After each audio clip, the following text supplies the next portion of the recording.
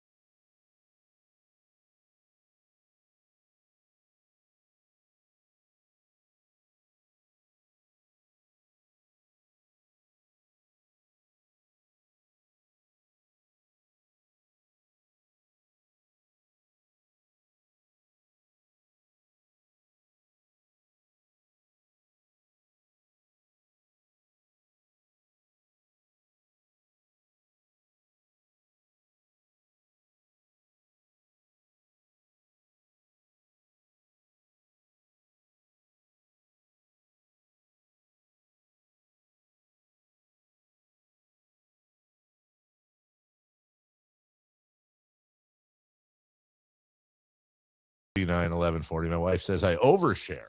As a matter of fact, you do. She also said, yeah, prove it.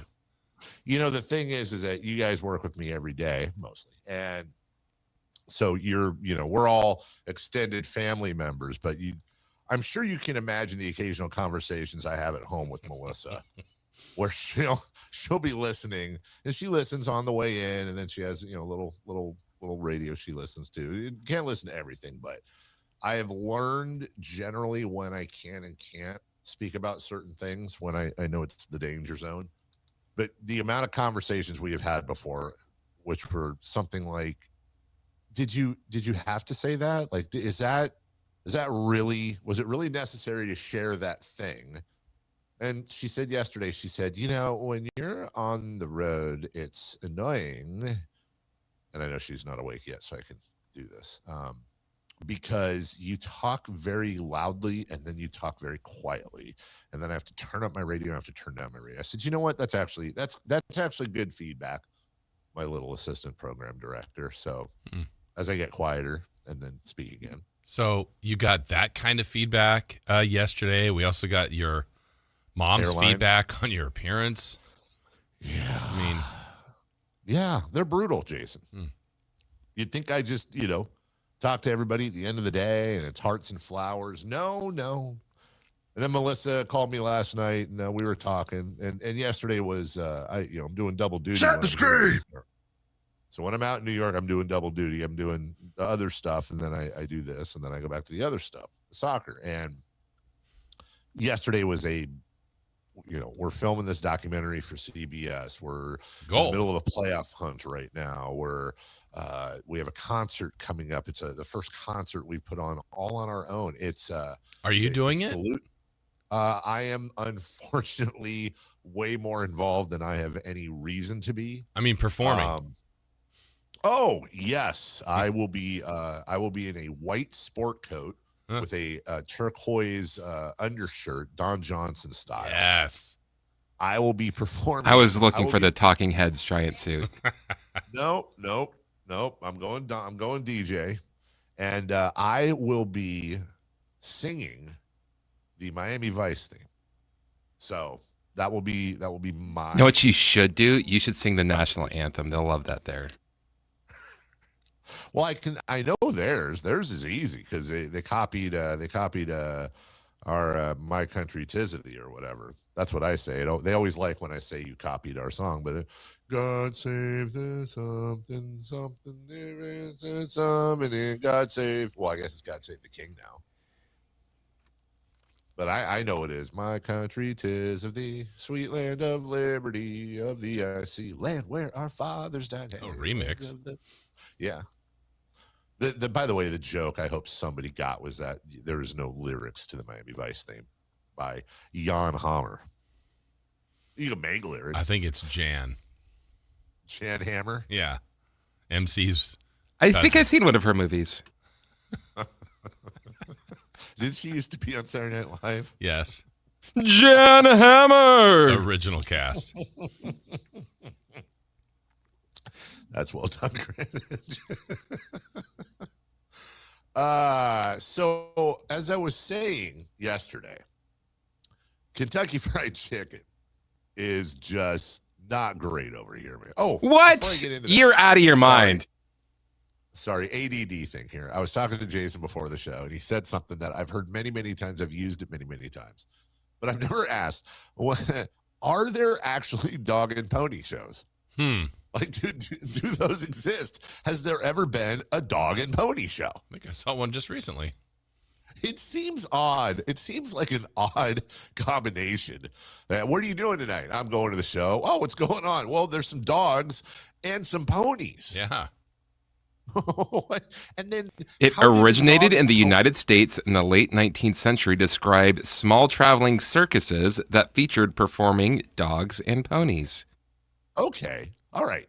So that's question one. We've established that there are, or at least were, dog and pony shows. I guess my follow-up is, how did we get to the point where a dog and pony show is a way of saying, like, it was just, it wasn't that organized, or I think that's how you use it, right? Like, it was kind of a pointless exercise. Yeah.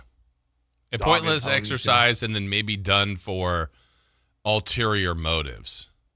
Gotcha. Right? So was there some sort of dog and pony show in the 1910s that had that sort of kind of, where somebody said, you know what, this is a lot What like is that this? one show I saw. A dog and pony show? And then that's the reference. That's it. And then they had a duel. Yes. And it's just funny how you go for like the references of, I'm very into these colloquialisms on both sides of the pond. Like Jason, if you and I were like oil and water over here, they'd say we're like chalk and cheese. Mm-hmm. If we wanted to, I don't know how to use this. If we had people and we wanted to like keep the good ones and get rid of the bad ones that worked for us or something, we would separate the wheat from the chaff. Yeah, I don't know, man. That's pretty well known over here. That chaff's my Is it hive. really? Yeah. It's from the Bible. Jason? Oh, is it a Bible? Okay, Yeah. That's my weak spot. All right, if it's a Bible thing, then I got it. That's Jason, have you Chris's heard- strength. Yeah, Chris. I think we could be a very good Cerberus on Jeopardy, where if you could combine us into a 3-headed Jeopardy contestant, I think Chris's Bible knowledge. Jason, do you know anything about art? Oh, God, do I know anything about art? Okay, good. Art is life. Yeah. Mm-hmm. Reading is fun? No, sorry. No. Fundamental. It's fundamental. Art how? Art. Garfunkel? Damn it. Art George? G-Bunker.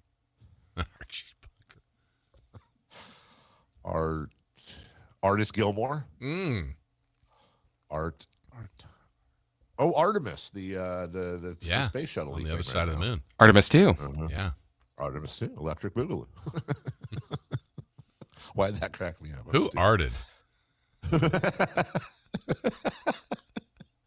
I'm going to go past the picture here I have of a chocolate covered. It's a chocolate bunny, and the name of it when they sell it in the gas station is Hip Hop Harry. Now, I am not making this up. It is a chocolate bunny holding an orange carrot sold in a bag by a company called Waitrose. I found this at a Shell gas station in the middle of England last Saturday. And it says Hip Hop Harry. And then underneath it says, "Stop thief, milk chocolate bunny clutching a crunchy carrot." that just seems a little off to me, is all I'm saying. Yeah. So I took a photo. Okay. That's being sold at Shell stations. Then I went to a KFC with a couple of friends. And all I can say is that this is just not, it's not a KFC, dude. It has the Colonel and it says KFC and the decor is the same. Oh, UK KFC is legit. What you said UK KFC is legit? Yeah, it tastes way Yeah, better than our KFC. You're on drugs and should be tested immediately. Their sides are the little corn on the cobs. Okay, fine. Coleslaw, but it's not KFC coleslaw. It's room temperature coleslaw. Cajun rice. Is that a thing with KFC? So your problem with KFC in England is the sides? No. I'm just naming the sides. Okay. Beans, because that's everything. Everything has beans over here. It's the magical gravy. fruit. Oh, gravy. Now, I will tell you this. The gravy is dead on. It's exactly the same. They must ship it over. So that's a 100%. That is a 100% thumbs up. No mashed potatoes, guys. No mashed potatoes. Because? Great question. I asked. They said, we don't serve mash here. I never like KFC's mashed potatoes. Well, that's as fine as that may be, which is a horrible opinion. That is a staple of KFC side dishes, of which they don't have. Biscuits, or as they refer to them over here, cookies, but you know what I'm talking about, KFC biscuits. They don't have biscuits. They don't have anything resembling biscuits. They have scones? They didn't have scones.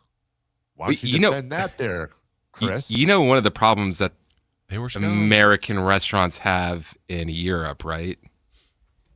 That Europe doesn't follow instructions? Like if there's certain if there are certain types of preservatives in food, they're not allowed to sell it over there. I've learned that because over there, like if you want a Pepsi or a Coke, it's not easy to get, but everybody has Pepsi Max and Coke Zero, and that's because of the sugar tax that they have over here. So I do get that. Macaroni and cheese, they don't have it. Not a thing here. So no mac and cheese, no. Yeah, that's the thing. At what point do you go, oh, is there chicken? There was chicken.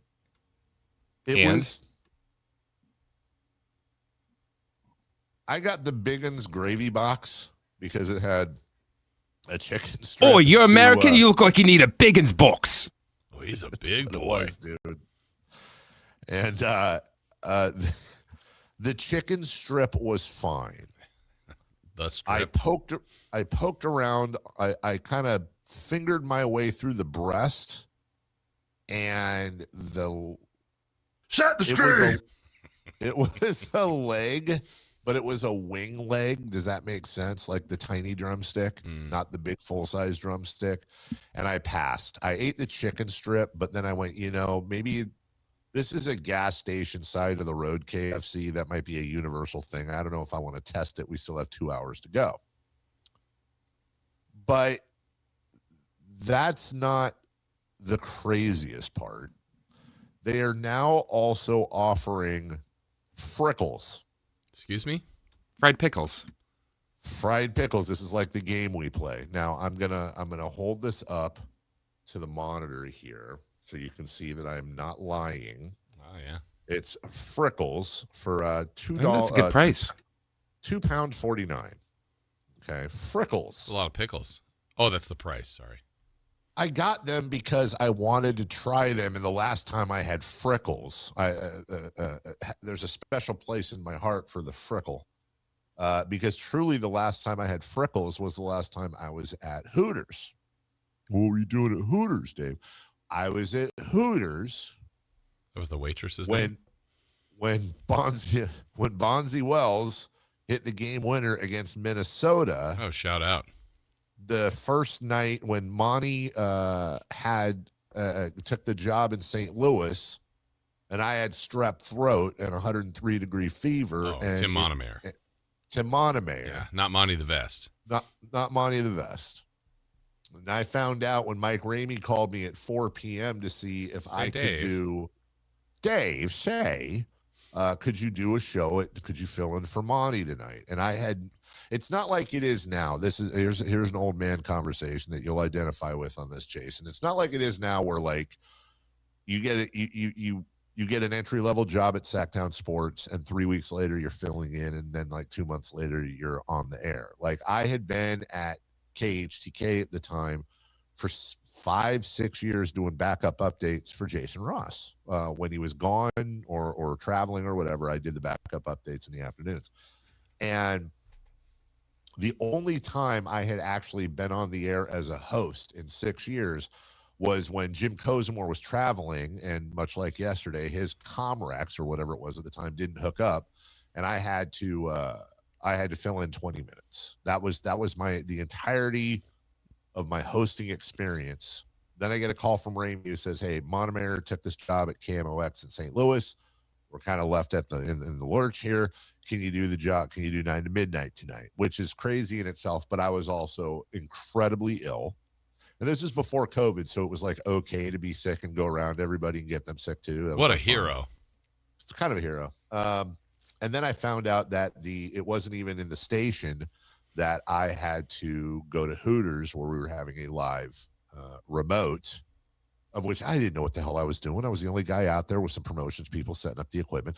I think I ended up having like 3 Hooters girls on the air, just interviewing them about their jobs. Like it would be very interesting to hear that broadcast. I wish you had your blood pressure, your ring on that time. It would have been pointing upwards, dude. Multiple things. The graph. Yes. Would have been, yes. So that was the last time I had Frickles. I wanted to try Frickles. I like to dip Frickles in a ranch sort of thing. Ranch is not a thing here. Buttermilk? Guys, nope. It was zesty mayo, barbecue, honey mustard, or ketchup. I chose zesty mayo because I feel like it's the closest thing to ranch. You guys ever at a Super Bowl party or just around, you take a tub of sour cream, you take an envelope of French onion soup mix and mix it in, and boom, you have onion dip? Yep. That is so unbelievably horrible sounding to them when I explained it. Same thing with spinach dip. I explained spinach dip, and they were like, "Blimey," like, or whatever they say. Like they were not. Did you explain that it was in a sourdough bowl? I 100% Chris broke down the whole recipe, including the sourdough bowl. I was honestly impressed they knew what sourdough was to begin with. We just call that regular dough. Yeah. Why do you and I both do Australian accents? So yeah, I was explaining to them the spinach dip. Like, so you put soup granules in sour cream and mix it and then dip crisps in it. Yes. I was like, yeah, dude, that's why boom. You lost the war, sucker. Boom goes the dynamite. Get with the program. So good. We stopped on the way earlier, and I always do a So how was the Frickle besides the... sorry. Thank you, Chris. Frickle was fine. It was a fine Frickle. It was not great. It wasn't terrible. I could eat like 3 before I got frickled out. I'm sorry. Thank you for doing that, because I forgot the absolute best part of why England is drunk and needs to go home. Once again, I will show this on screen to show you I am not lying. They offered Pickle Pepsi Max. What is Pickle Pepsi Max? Gross. It's Pepsi Max with a shot of 3 pickles and pickle juice on the side that you're supposed to combine. I am a big believer in don't knock it till you try it. I'm a big believer in maybe you think it's gross. I used to think the same thing when people put peanuts in their Coca-Cola. That was the most disgusting looking thing in the world to me. Then I tried it and I was like, okay, I see what you're doing here. It made sense. I am I am sad and dishonored to report I just couldn't do it, dude. Couldn't. I'm good on pickle Pepsi. When in Max. Rome. No, I wasn't. I was in England. Oh, well, I'm that's good why. on that. Take it to Rome. You know, I was the first one to bring the pickle back to Sacramento. What? Yeah. Isolate that. It's the title of something. He's bringing pickle back. Yeah. I was the first one to bring the pickle to Sacramento. I was. Are you Mr. Pickles? I could be. I did, however, I went on a tour of a crisp tour, as they say. I much like in honor of your brother, Jason, I try to get these weren't new necessarily, but I got smoky bacon. It's good. It's fine. Prawn cocktail. Those are solid. Huge flavor over here. It's like their salt and vinegar chips. I thought their regular chips were salt and vinegar. They are. I'm just saying, like, to us, the equivalent. Like, it's not the most popular flavor, but they're into prawn. Oh, gotcha. I wonder if I'd be allergic to that. That's a great. I don't think there's real prawn in it. I think it's mostly like cocktail sauce. Yeah, it's like eating ketchupy horseradishy chips. Okay. But then I got sizzling king prawn because I thought, well, what if it's like a hardcore shrimp flavor? That sounds good. No, With a crown on it. With a crown, right? And then the final Dave one loves I the got, monarchy. big fan. The final one I got was this is a Ruffles style chip, flame grilled steak. And I'll tell you something. Of course it was good. Of course it was good. Flame grilled steak. They do have us on chip flavors over there. I will admit that. They have us on sweets and they have us on chip flavors. That's about it, though. I was going to bring Chris back some. He loves the Cadbury milk stuff. And I found this like big vat of Cadbury milk chocolate pudding, which I don't even know what they call over here because pudding is basically like a biscuit or whatever. But I don't think you call that pudding. We call it a schnorsberry. Frickles, guys. I think that's more of an American thing. The frickle? No, of like adding pickles to everything, because that's happened in the last couple of years. Yeah, I don't. Popeyes had pickled lemonade. Okay, see, that must be a thing from the South. It's always something from the South. But I will say this: they're very big on pickles. Like they'll eat. Like it was telling me about like some sort of pickle mustard sandwich or something that they. Oh, you've never had pickle mustard sandwich with egg? And then you said, dude, the war is over. You don't have to eat like this. That's what look. I got to say this quietly because I don't want, we got a lot of English people working over here in New York. Didn't they spend like a lot of the years when England dominated the world, like because of like the spice trade? And then why is everything over here so incredibly bland? Why is everything over there so incredibly bland? Indian food's good. Let me tell you, dude, Indian food when I'm at home is like maybe a once or twice a year thing. And I enjoy it. It's just I there's many other foods I'd rather do. And you're thinking you're playing Russian roulette.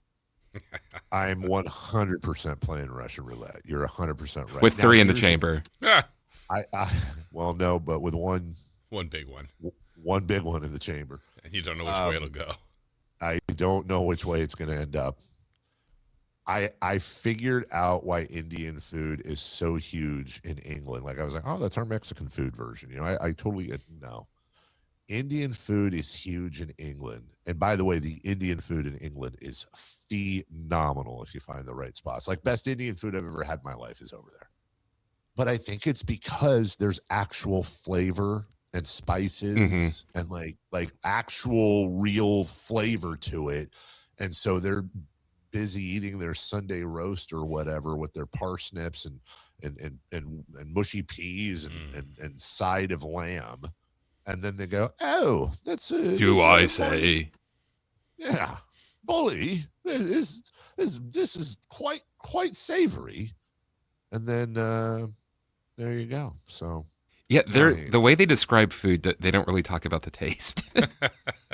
they don't. They talk about like the health or it's so weird. But then they look, I was riding in the car with two English guys, and I was explaining to them, like for instance, biscuits and gravy. They think it looks like somebody threw up on a scone, is what they say. Like white gravy and I can't disagree with that. Iced tea. I mean, we talked about it before. They know who the rapper is, but the idea of icing tea is completely crazy to them. But then I turn around and I say, iced coffee is a thing, which I get it. Jason, you're right. Why? But then I turn around and I go, okay, and we'll go to break. I've said this before.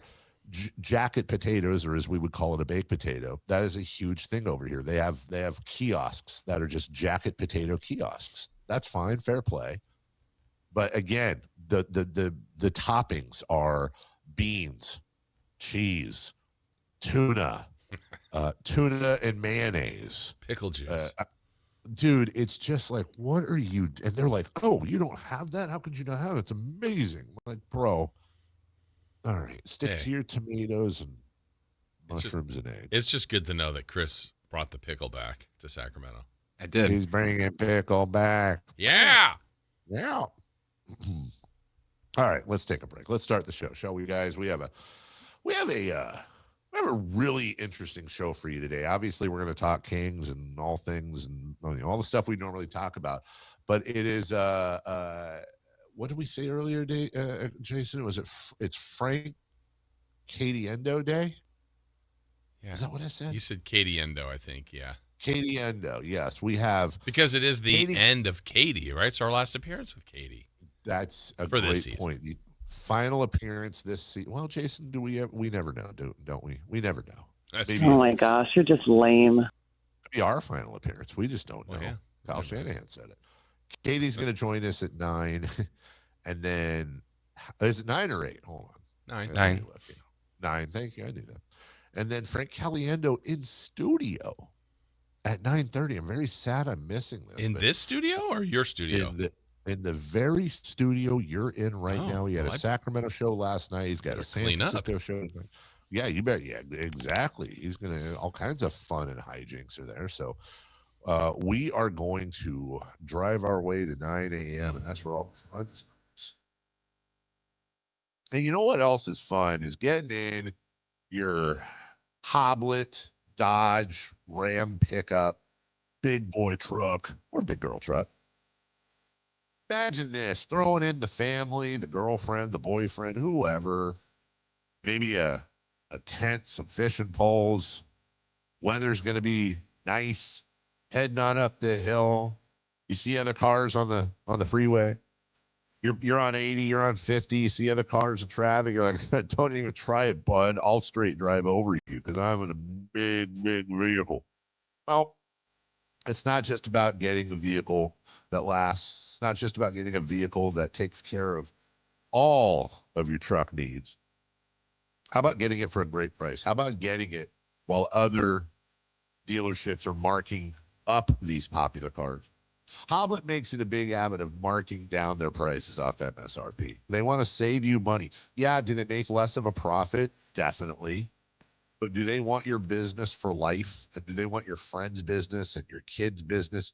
Yes, they're family owned and operated. There's a reason they've been around for so long, serving the greater Sacramento area.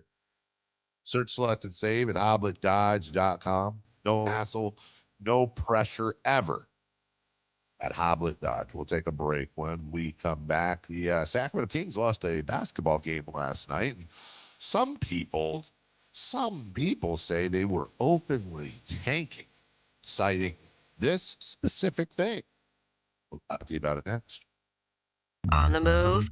Got somewhere to be? Take Sacramento Kings basketball with you. The Sactown Sports app will let you stay connected to your passion. Never miss a moment of Sacramento Kings basketball with the Sactown Sports app.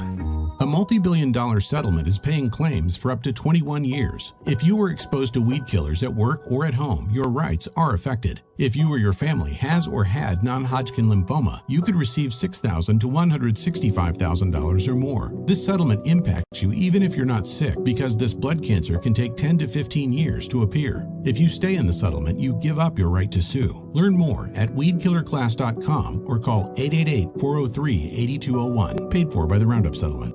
I'm Ed Evans, CEO of Consumer Cellular. No, we're not one of the big guys. Truth is, we don't want to be. If you're over 50, Big Wireless probably has you paying for more data than you might need. You could be throwing away thousands over a lifetime. Our entry-level data plans start at just $20 a month. And for a limited time, switch and get your second month free. Call 1-888-FREEDOM, visit consumercellular.com or a store near you and get your second month free today.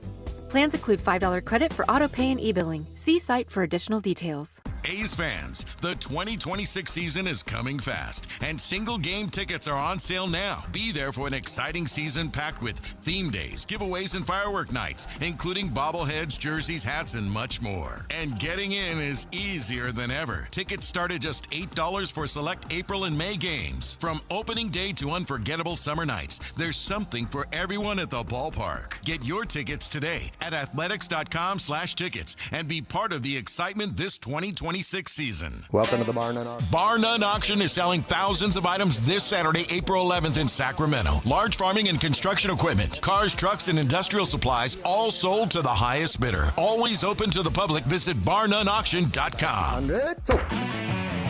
If your passion is bass fishing, only one radio show has the action, information, and excitement of your favorite outdoor sport. Ultimate Bass, hosted by Tournament Bass Pro and California Outdoor Hall of Famer Kent Brown, takes you live to where the fish are biting every Saturday morning. Only Ultimate Bass feeds your passion with the latest news, products, tips, and advice from the pros. Ultimate Bass with Kent Brown, Saturday mornings at 5 a.m. on Sactown Sports 1140, part of SEP's Saturday Morning Outdoors.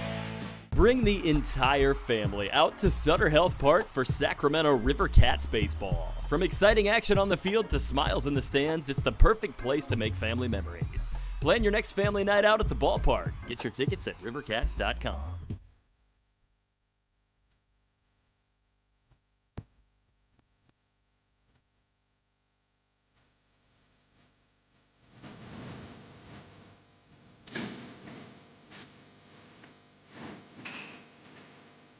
The Carmichael Dave Show with Jason Ross. Call or text at 916-339-1140. On Sactown Sports.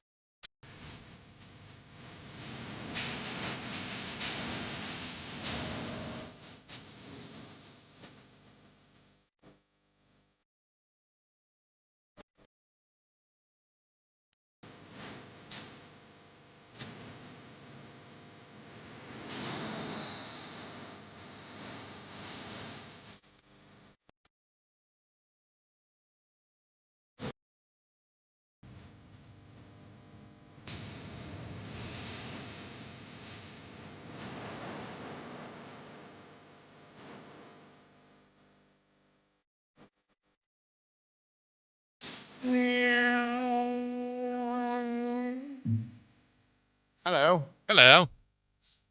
Hello, sir. Hello, sir. Hello, Governor. Kings Warriors last night. Hooah. Jason. Now, Jason, you have the RDO to run through, but as you're gathering, I will say that even all the way out here in New York City, there were accusations, if you will.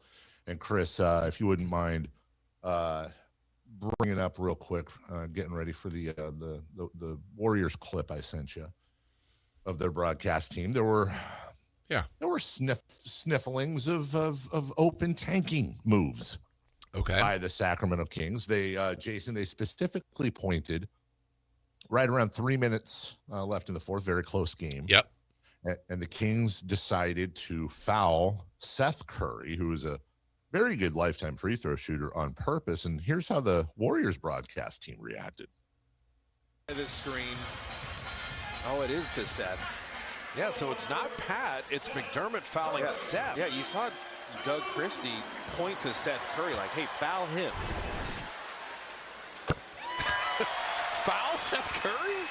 I didn't want to. I mean, I don't want to jinx anything, but I'm just saying he's been a very good free thrower his whole life. Pretty good.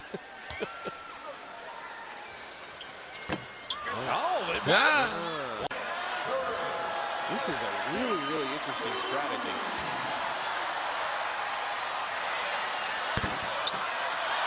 That one goes down. He made sure he got his legs into it, because remember the last one he missed short. Like you said, he came into the game 6 of 6 free throwing. He has not shot a lot. That's all season. He's 2 of 3 tonight. So I think they're just relying on that. Him not getting a bunch of reps. Maybe he gets up there and it's just feeling foreign to him. Not that foreign.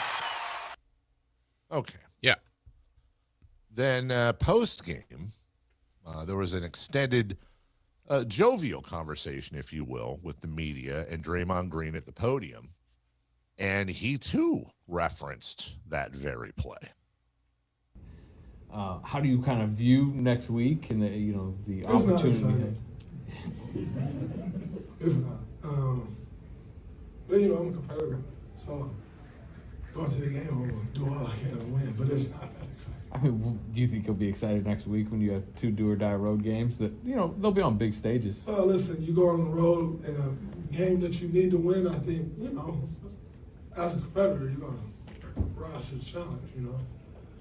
But I'm not going to sleep tomorrow night like, man, we got to play in next week. Hey, Chris. Got to get my rest. I think we is that needs to be queued to 238. I think for the special stuff. Okay. Or am I off?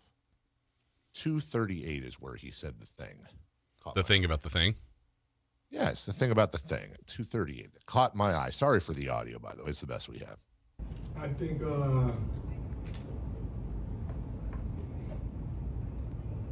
I get fined when I do wrong. Just fine the hell out of people. We love taking money from players. Keep fining the teams. I've seen 2 fines. And we all know everybody taking. But you've seen 2 fines.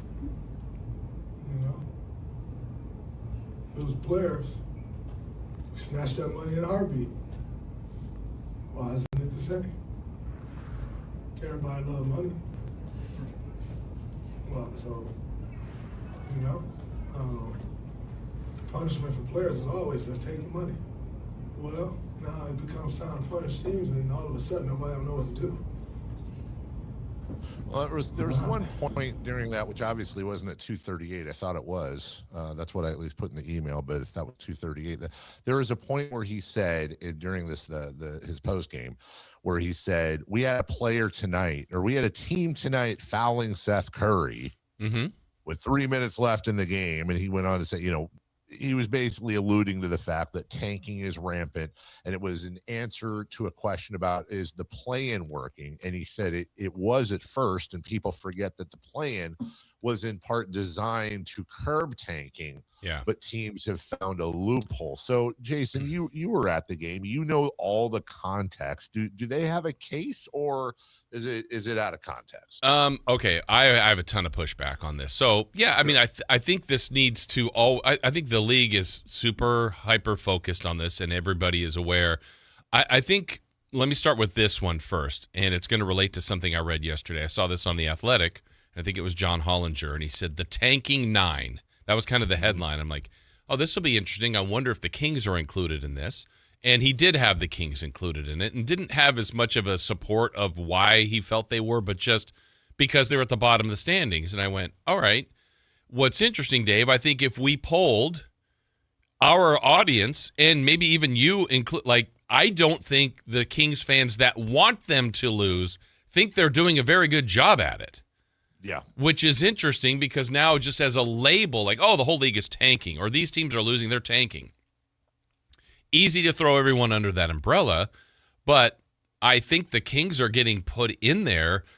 But if you looked at it from afar and you haven't watched them play, you go, look at all the players that are out. That's a fact. They got a ton of players that are out, but if you watch them play, they've actually competed and had probably a better record than a lot of people thought they would in the last 4 weeks. So that's one. Number 2, I have to admit, in full transparency, I thought the foul with 3 minutes to go was odd.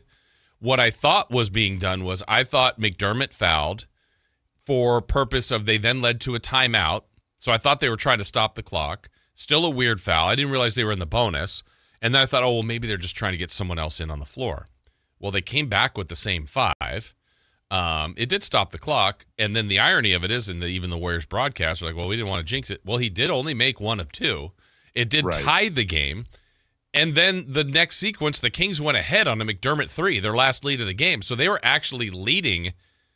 So if you're saying the strategy was bad, it actually worked to give them the lead. The second one to foul Seth, he just missed 1 of 2. They had given up 2 straight threes, the tying 3 to Steph, and then Podziemski. And now you kind of need to stop the clock. I don't know. I just thought I have a lot of pushback on that. Certainly, there's fair questions around the league about tanking, but it's funny. Ironically, I think most Kings fans would go, they haven't done it well enough. No, and to underline your point, the 6th of March, they lost to New Orleans by 10, and they were 14-50. Since then, they've gone 7-9. Now, 7-9 is not a great record, right?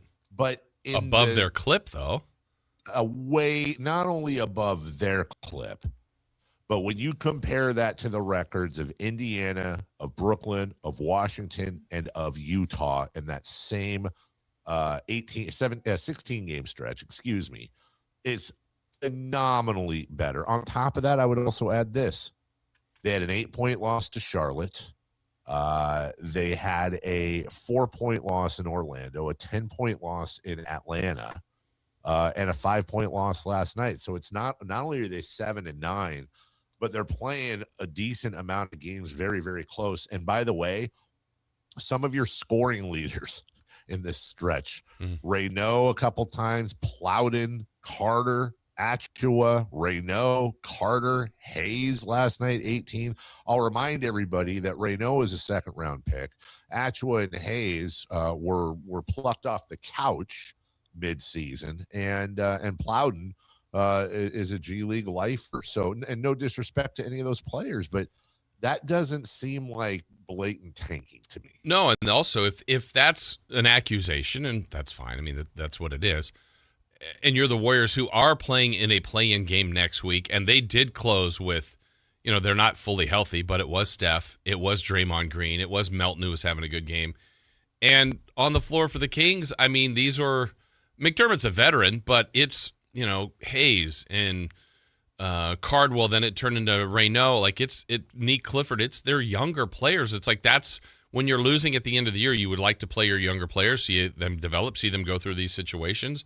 I feel like the Kings are doing this close to about the right way as possible, and there are a lot of teams that have lost a ton late, and I think they're just getting thrown into that group. But it's funny because other times people go, what are the Kings doing? They're winning too much. So it kind of goes back to even where the Kings fans are, Dave, and that's been one of my beefs, is that we're not in unison. I mean, some that would like them to compete and try to win, others don't win at all. There's no purpose. And again, neither side's right or wrong. It's just nobody's on the same page. And I think they're just getting thrown into this one bin that I don't know that's entirely accurate regarding the Kings. Who the hell is Malavi Leons? I know, right? He's making blocks at the late end of part of the game. Jeez. He's a 26-year-old rookie. Yeah. I mean, no disrespect, but him, Melton, Pat Spencer played a game-high 41 minutes. Again, no disrespect to these guys, but this ain't exactly Steph, Clay, and Dre. Right. So. Right. All right. And, there's my guy, Omer Yurt 7, who is better than Omer Yurt 6, who I didn't do so well. By the way, from the text line, 916-339-1140, the Jazz gave up 95 points in the second half to an undermanned New Orleans team. They didn't play Zion. They didn't play, there were a lot of people out, and, the Jazz have been in that mode, to me, for a while. We'll take a break. Speaking of teams in that mode, one of them lost. There is now a little bit of gridlock at the bottom. We'll update you on the Kings, where they stand and all that. We'll do a Tankathon mock for the day before we get to 3 for Madness at the top of the hour, right here on your number 1 rated sports program, Nielsen rated sports program. Anytime slot, any station. That's us, Sactown Sports. Live and local. With everything 49ers. Intercepted by Fred Warner. for the end zone. Touchdown! San Francisco! Lob ball. George went up and caught the ball. Touchdown! The 49ers play on Sactown Sports 1140. How was your break? It was great until I stopped for gas. Prices have gone up almost $1 with no end in sight. I might have to start watching how much I drive. That's exactly why I use Upside. I never pay full price for gas with the free Upside app. Upside? Yes, Upside. It's the free app that gives you cash back just for buying the gas you're already buying. So even with the rising gas prices, I'll never have to limit how much I drive. Does that actually add up to anything? Just last year, I made over $200 with the Upside app. Wow, that's serious extra cash. I'm downloading the free Upside app right now. Download the free Upside app to earn cash back on the gas you're already buying. Use promo code THRIVE25 for an extra 25 cents per gallon bonus on your first tank. You can cash out anytime, right to your bank account, or an e-gift card for Amazon and other brands. Just download the free Upside app and use promo code THRIVE25 for a 25 cents per gallon bonus on your first fill-up. That's THRIVE25. Offers vary by user and location. Go to upside.com for terms and conditions. Why'd I go to the doctor? Working on the farm, my heart kept skipping a beat. I didn't think much of it, but my daughters made me get checked out. Turns out I have atrial fibrillation, which increases the risk of stroke about 5 times. Symptoms like irregular heartbeat, heart racing, chest pain, shortness of breath, fatigue, or lightheadedness can come and go. But if it's AFib, the risk of stroke remains. If you have symptoms, contact a doctor. I'm so glad I did. Visit notimetowait.com. Sponsored by Bristol-Myers Squibb and Pfizer. This is the story of the one. As a maintenance tech at a university, he knows ordering from multiple suppliers takes time away from keeping their arena up and running. That's why he counts on Grainger to get everything he needs, from lighting and HVAC parts to plumbing supplies, all in one place. And with fast, dependable delivery, he's stocked and ready for the next tip-off. Call 1-800-GRAINGER, click Grainger.com, or just stop by. Grainger, for the ones who get it done.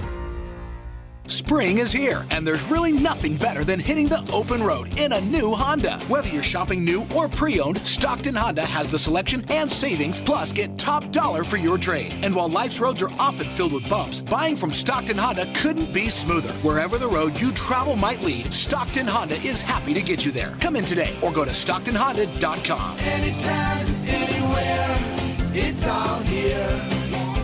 StocktonHonda.com. Buying golf gear is easy. Buying the right golf gear, well, that's different. At Hagen Oaks, they don't just sell equipment, they fit your entire game. With TrackMan technology in the Player Performance Studio, your clubs are matched to your swing. Ping's Ballnamic Fitting helps you find the golf ball that performs best for you. Hagen Oaks Putter Fitting Studio dials in your stroke, and FootJoy's 3D foot scanner finds correct shoe size for your feet. It's a smarter way to play better golf. Total Game Fitting at the Hagen Oaks Golf Super Shop, Fulton Avenue at Business 80.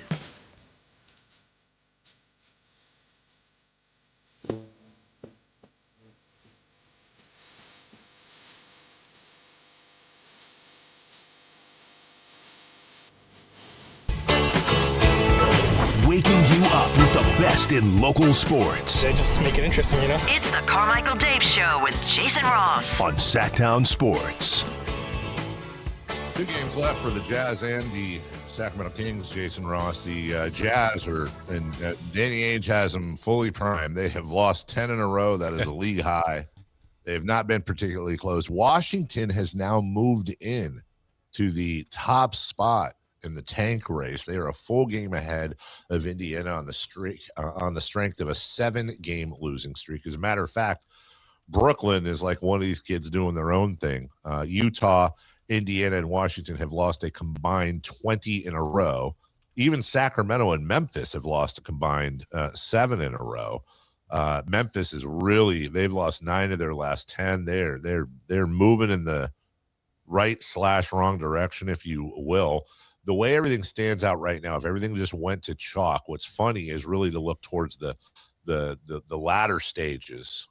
New Orleans pick will go to Atlanta almost certainly if everything again stayed the same. But what's funny is that as it stands right now, the Oklahoma City Thunder will have picks 15 and 16. Okay. quite interesting. Sacramento, though, tied with Utah. With Brooklyn winning 2 in a row now, they have just a half game lead on both Utah and Sacramento for that spot. And what's really interesting, Jason, is that when you look at the remaining schedule for the Brooklyn Nets, they face the Pacers next. And then they're at Milwaukee and at Toronto. Yeah, and Milwaukee's who they just defeated last night. Yes, you got to. And by the way, can we stop down for a second? That is a mess in Milwaukee, dude. Yeah, that divorce is not good. I mean, divorce is. Doc Rivers, I don't know if you caught his comments last night, but how long do you want to coach? He's like, well, I got grandkids and I don't ever get to see them, and I'll let you figure that one out. I mean, he is what was. I wrote about this a few days ago, but when you talk about how stupid Milwaukee, since they won that championship, and just the firing of Mike Budenholzer is one thing, but it's so funny how the amount of people that just don't particularly remember that they had Adrian Griffin, right, who started out 30-13 his first year of coaching when taking over for Mike Budenholzer. Such a good record that Doc Rivers, after taking over, by the way, Doc Rivers took over from Adrian Griffin. They went 5-8 after a 30-13 start. Rivers still coached the All-Star game. They had the best record in the East at the cutoff. Not only is Doc Rivers, in my opinion, one of the most fraudulent head coaches of all time, but why is Adrian Griffin has not coached since anywhere? I looked it up. How do you go 30-13 followed by a Hall of Fame coach going 5-8 and you haven't coached since? What the hell did honestly, and I'm not trying to besmirch this man's name. I'm not making any allegations other than, dude, it really looks like what the hell did Adrian Griffin do that we don't know about? Right. You know what I'm saying? Like, how is that even possible that your lifetime coaching record is 30-13? The guy before you obviously was so bad he got fired. I mean, that's questionable. The guy in front of you ends up going 5-8 over his first 13. They've never been the same since that run. Just what a mess. And I swear to God, I want Adam Silver to just step in and be like, guys, Giannis Antetokounmpo cannot be on your team next year. We're all tired of hearing about this. It's so stupid. Every 5 minutes, it's Giannis wants out, according to Shams, and then it's Giannis loves Milwaukee. And can we just be done with it, please? I hope your bags are packed, Aaron. I saw a meme from a Spurs fan yesterday that was saying it was basically like 7 different things, 7 different situations, what to do in the situation. And the answer was always trade De'Aaron Fox regardless. They're going to I think Dylan Harper is going to make it very difficult for them to hold on to a max contract, De'Aaron. But guess what? De'Aaron Fox not on the team last year. They win 30-something and missed the playoffs. De'Aaron Fox on the team, 60 wins and counting. Jason, your thoughts? X factor. How many games does one be played this season? Like 12. That's coming up, a key topic later in the show, but a rule they need to change ASAP. Yeah, I agree with you, Jason. Yeah. Don't even it's a matter of no. You can change it. Like who's mad if they change that rule this year? I know we'll talk about that later, but change it. Stephen A. Smith. Yeah, probably. You'd be mad. So that's where the Kings standings are. You guys want to roll tape on? Can we knock out a quick? Yeah. So here's what I thought. The other day, 2 days ago, Monday, I did it and I got the Kings on the first try, Dave. Nice. Yesterday, not so much, and I think I ended up trying like 14 times and never got it. But what if you do one from New York, and I do one from Sacramento, and see how we do? Okay. Your thoughts? I'm with you. So you tell me when you're ready to simulate. All right, and you know what? Because of this, I will be picking for the Sacramento Kings today. Okay, I'm gonna pick for the Brooklyn Nets. I know who Chris is picking for. I'm going to pick for the Pacers. That's different. Okay. Simulate lottery button in 3, 2, 1. And stop. Okay. Jason, go ahead. All right. Well, let's discuss some of the teams we picked. I will work my way from 6 because this is relevant. With the 6th pick, the team I selected, the Brooklyn Nets, we'll have that pick. They take Keaton Wagler. With the 5th pick, dropping 4 spots, Kingston Flemings goes to the Wizards. With the 4th pick, Dave, your Sacramento Kings get Caleb Wilson. Chris, you get the 3rd pick with the Indiana Pacers, Cameron Boozer. The 2nd pick, Atlanta via Milwaukee, I guess, gets Darren Peterson which is up 8 spots. And then up 5 spots, the number 1 pick, the Memphis Grizzlies. What are you looking at, you stupid bear? AJ DeBonsa. Wow. How did yours look? I'll just give you the top 5, and you can figure it out from there. At number 5, falling 4 spots. Oh, no. The Washington Wizards select Kingston Flemings. Darn it. Sorry, Chris. At number 4, up 8 spots, the Portland Trailblazers select Caleb Wilson. At number 3, up 1 spot, the Utah Jazz select Cameron Boozer. Oh, boy. At number 2, up 3 spots, the Sacramento Kings select Darren Peterson, and the Memphis Grizzlies. Whoa, we both got Memphis. What in the heck are you, in fact, looking at, you stupid bear? AJ DeBonsa. It's a lot of Western Conference teams getting better there, and yours. Up 8 spots. What a move. You know what? If that's how it all laid out, I'd be semi-okay with that. Yeah. Give me the number 2 spot, and welcome to Sacramento, Darren Peterson. You better be good, damn it. We'll take a break when we come back. It's not 1 for, it's not 2 for. By request, everybody. 3 for madness. We're going to get back and talk about that open tanking, if you will, conversation at some point. Gino Auriemma apologized again, and we have another example of ownership overstep in the NBA. We'll talk about it next. Download the Sactown Sports app. Sacramento sports in your pocket. This is Sactown Sports 1140. This is the story of the one. As a safety manager at a manufacturing plant, he does everything he can to keep his coworkers safe.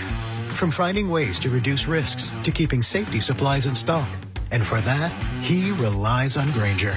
Grainger offers a broad range of quality products and next-day delivery, so he can always play it safe. Call 1-800-GRAINGER, click Grainger.com, or just stop by. Grainger, for the ones who get it done. Golf to Go is brought to you by the Hagen Oaks Golf Super Shop. Here's Frank LaRosa. Augusta National's 11th, 12th, and 13th holes are called Amen Corner, attributed as writer Herbert Warren Wind christened it such in describing the way Arnold Palmer had played those holes in a somewhat miraculous manner. Heavy rains in 1958 prompted a local rule allowing a lift and drop for an embedded ball. When Palmer hit his ball over the 12th green and the ball embedded, the official and Palmer agreed that the ball should be played as it lay, but that Palmer could play a second ball, which he dropped. He holed out for a 5 with the first ball and a 3 with the second. When he was playing 15, he was told his drop at 12 was proper, leading to his first Masters victory. Wynn's inspiration for Amen Corner came from a jazz record titled Shouting in Amen Corner. The center of the Bible manufacturing in the 1900s was in Lower New York City, which became a popular spot for sidewalk preachers to preach old-time religion.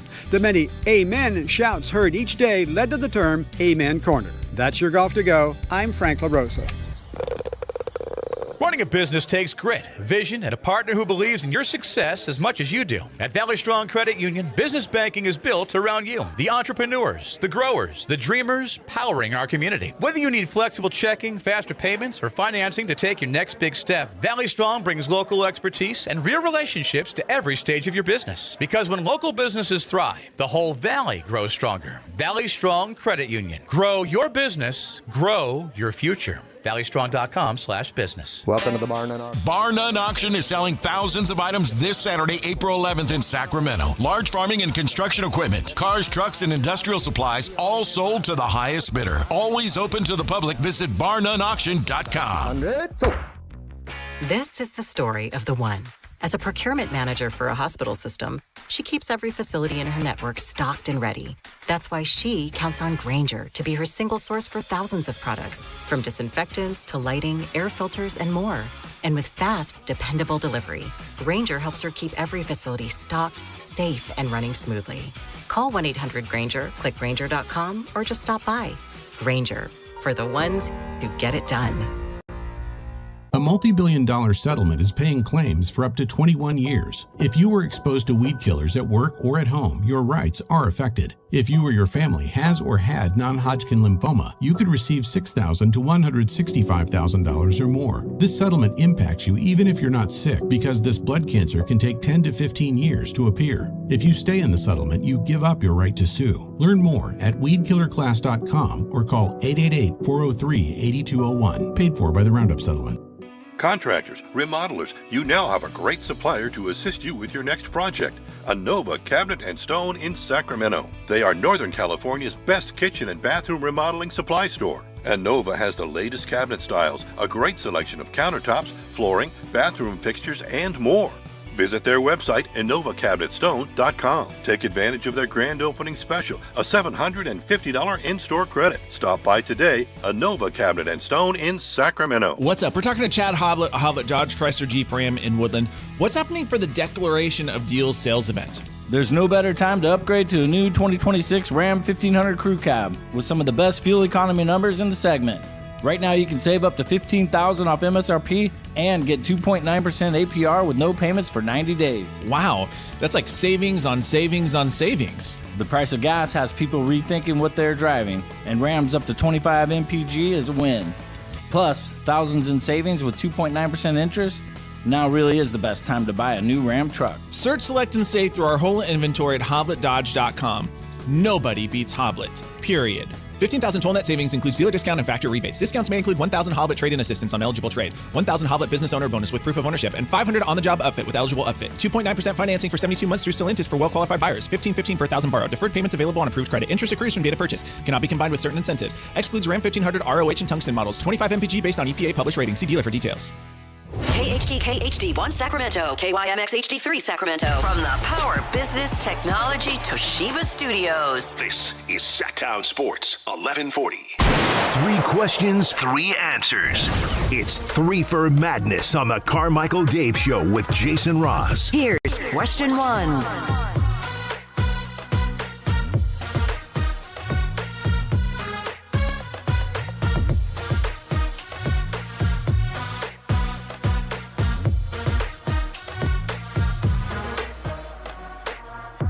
Welcome back. 3 for Madness now. But in case you missed it earlier in the program, and shame on you, 9 a.m. to 10 a.m. It's just going to be crazy. Katie's final appearance of the season with us will happen at 9 as normal. I know. Lovely parting gifts for Katie. Yes. All the gifts. Yeah. All lined up. And what is this, Caliendo. Elementary school? Kind of. Frank Caliendo in studio. How about that? How do you think Frank will do at Papa Shot? Dude, well, you know he's like kind of a world-class ping pong player, right? That's right. So he's probably amazing. It wouldn't surprise me. You got to have some pretty crazy reflexes for that. So I would say pretty well. Maybe not Kyle well, but Kyle doesn't count. Remember, we got rid of that. Yeah. We got rid of Kyle? What happened to Kyle? He gone. Yeah. And then we have crosstalk with Matt and Kayla. Yes. I haven't crosstalked with them since Thursday now. So how have they been, Jason? Good? Well, fun? that's if Matt's here today. I mean, it's kind of a hit and miss, right, hopefully Chris? Matt's here. He's 50% this week. So. Hopefully his kid has school. Yeah. Are you aware of that story, Dave? No. Matt wasn't in on Monday. Well, that's a great story. Honestly, you should make a sequel. You should ask. No, we're going to have Frank in here. Yeah. Tomorrow. Yeah. Wait, hold on. There's a story about about Matt not being in Monday. Yeah. And you're nervous about sharing it on the air? No, I just don't want He was going to tell you to ask Matt. Yeah. But then Frank's going to be here. Frank's going to be here. We don't want to waste it with that. Well, no, I'm wondering why you're not telling me now. I just wanted Matt to talk to you about how dumb he is. Oh, okay. All right. Okay. All right. Well, now I wanted you to hear it from his own lips. Okay. Well, now I'm kind of napped. Hey, Frank, step aside. Yeah. We need I will say, not the worst Matt has done something dumb story. No. Really? It's not the worst, but I would say like close to. I would say closer to top 5. Okay. Points to him maybe being a bad dad. Let me ask you this. On a scale of 1 to double down, how bad was it? It was annoying. Much like double down. Yeah. I would say it's annoying because like, what? Like once you hear it, you're like, what are you talking about? I believe that's going to be your reaction. Can you imagine I'd love to be a fly on the wall of the George household. Would you? A bird on the wall. Pretty bird. There's just... by the way, is it true that Matt was the little kid in Dumb and Dumber that they gave the bird to? Yes. Mm-hmm. We've confirmed That's that. crazy. I heard that rumor. Yeah, but it is true. What do I give It wasn't even a prop. That was his real bird. And Matt somehow regained his eyesight since. Yes. Okay, I got it. Well, they washed him out after the sunscreen got in there. Question 1, please. Okay, guys. We just did a mock lottery. If I guaranteed you the 4th pick, would you take that? Would you take it and walk away or press your luck? No whammies. No whammies. Yeah, it's a good show, huh? I think, isn't it Elizabeth Banks now or something? Yeah. My wife watches Pressure Luck with the kids, and they say all yell, no whammies. Yeah, we're into that. That's a good show. How do you feel about the fact, like, if I went to your house and it was kind of like they had a room where you're watching the stuff that you watch, and there was a room, dinosaurs, and there's a room where your wife watches what she wants to watch, and then I entered the house, like, oh, you get to go pick a room. I would go to your wife's place. You 100% would. You 100% would. First off, the room I watch TV in generally is our bedroom upstairs. Well, not even that. I mean, if the rooms were the same, you know what I mean? I got you. Okay. Because I think it'd be a little bit, hey, Jason, come on upstairs. No, that would be fine. What's weird about that? It'd be like Phoenix. Yes. I got you. We always have Phoenix. You would 100%, because Melissa, and this is where we had, I wouldn't say real arguments, but like pseudo, almost real. Like we get right up to the edge, and then I usually bail out. Where I'll say something like, you're making our kids stupider. Like that's kind of my entry. I'll be in the kitchen making dinner, and she's got Avery and Mason in there watching 600-pound pimple popper UK fiance, or game show. The one with who the hell is it? Don Geronimo's buddy, the comedian. Oh God, they bring it down to like 1% or something. Patton Oswalt. Patton Oswalt. Yes. So whatever that game show is. Must mean I watch it. No, you must watch it. Then they're big game show folk. So your only common thing would be sports and Jeopardy. Correct. Well, sports and Jeopardy. And then about twice a year, I actually get a little upset. And I go, look, I don't understand why you dominate the TV with the kids. Like we have a main TV sitting area downstairs, kitchen's right behind it. And the middle part of the couch, front center on the television, that is Melissa's spot.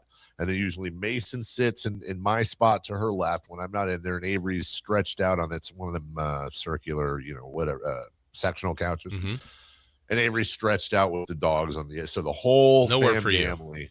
Nowhere. Well, I could always punt Mason or go sit with Avery, but there's nowhere for me programming wise because it's a reality show. It's some fat people or animals that need to be saved by a vet, and sometimes they do, and I think they're in the South.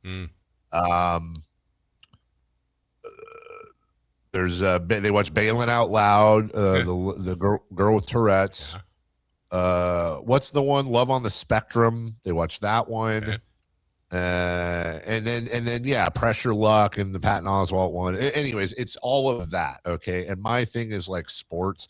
And the thing with Jeopardy, I'm fine with Jeopardy, but that's the only place we could come to a commonality to watch. So if we're eating, generally it'll be on Jeopardy unless there's a ball game, because that's the compromise. But Jason, it's not even fair because everybody wants to play Jeopardy. Yeah. And then Melissa gets mad at me when I answer the questions. And the problem is, not only do I answer and play fairly, but I'm the only one in the family that has to use it in the form of a question.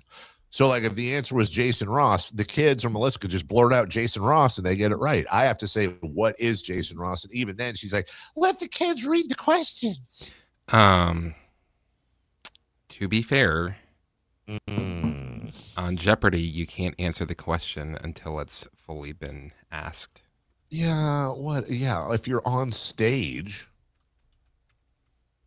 But then fine, to be fair, you have to use the answer in the form of a question. And so that's how we stagger it. You're answering the question before I can even read it. Well, sorry you're a slow reader, lady. I'm sorry. Let's go back to what you're doing to our children. You're dumbing them down.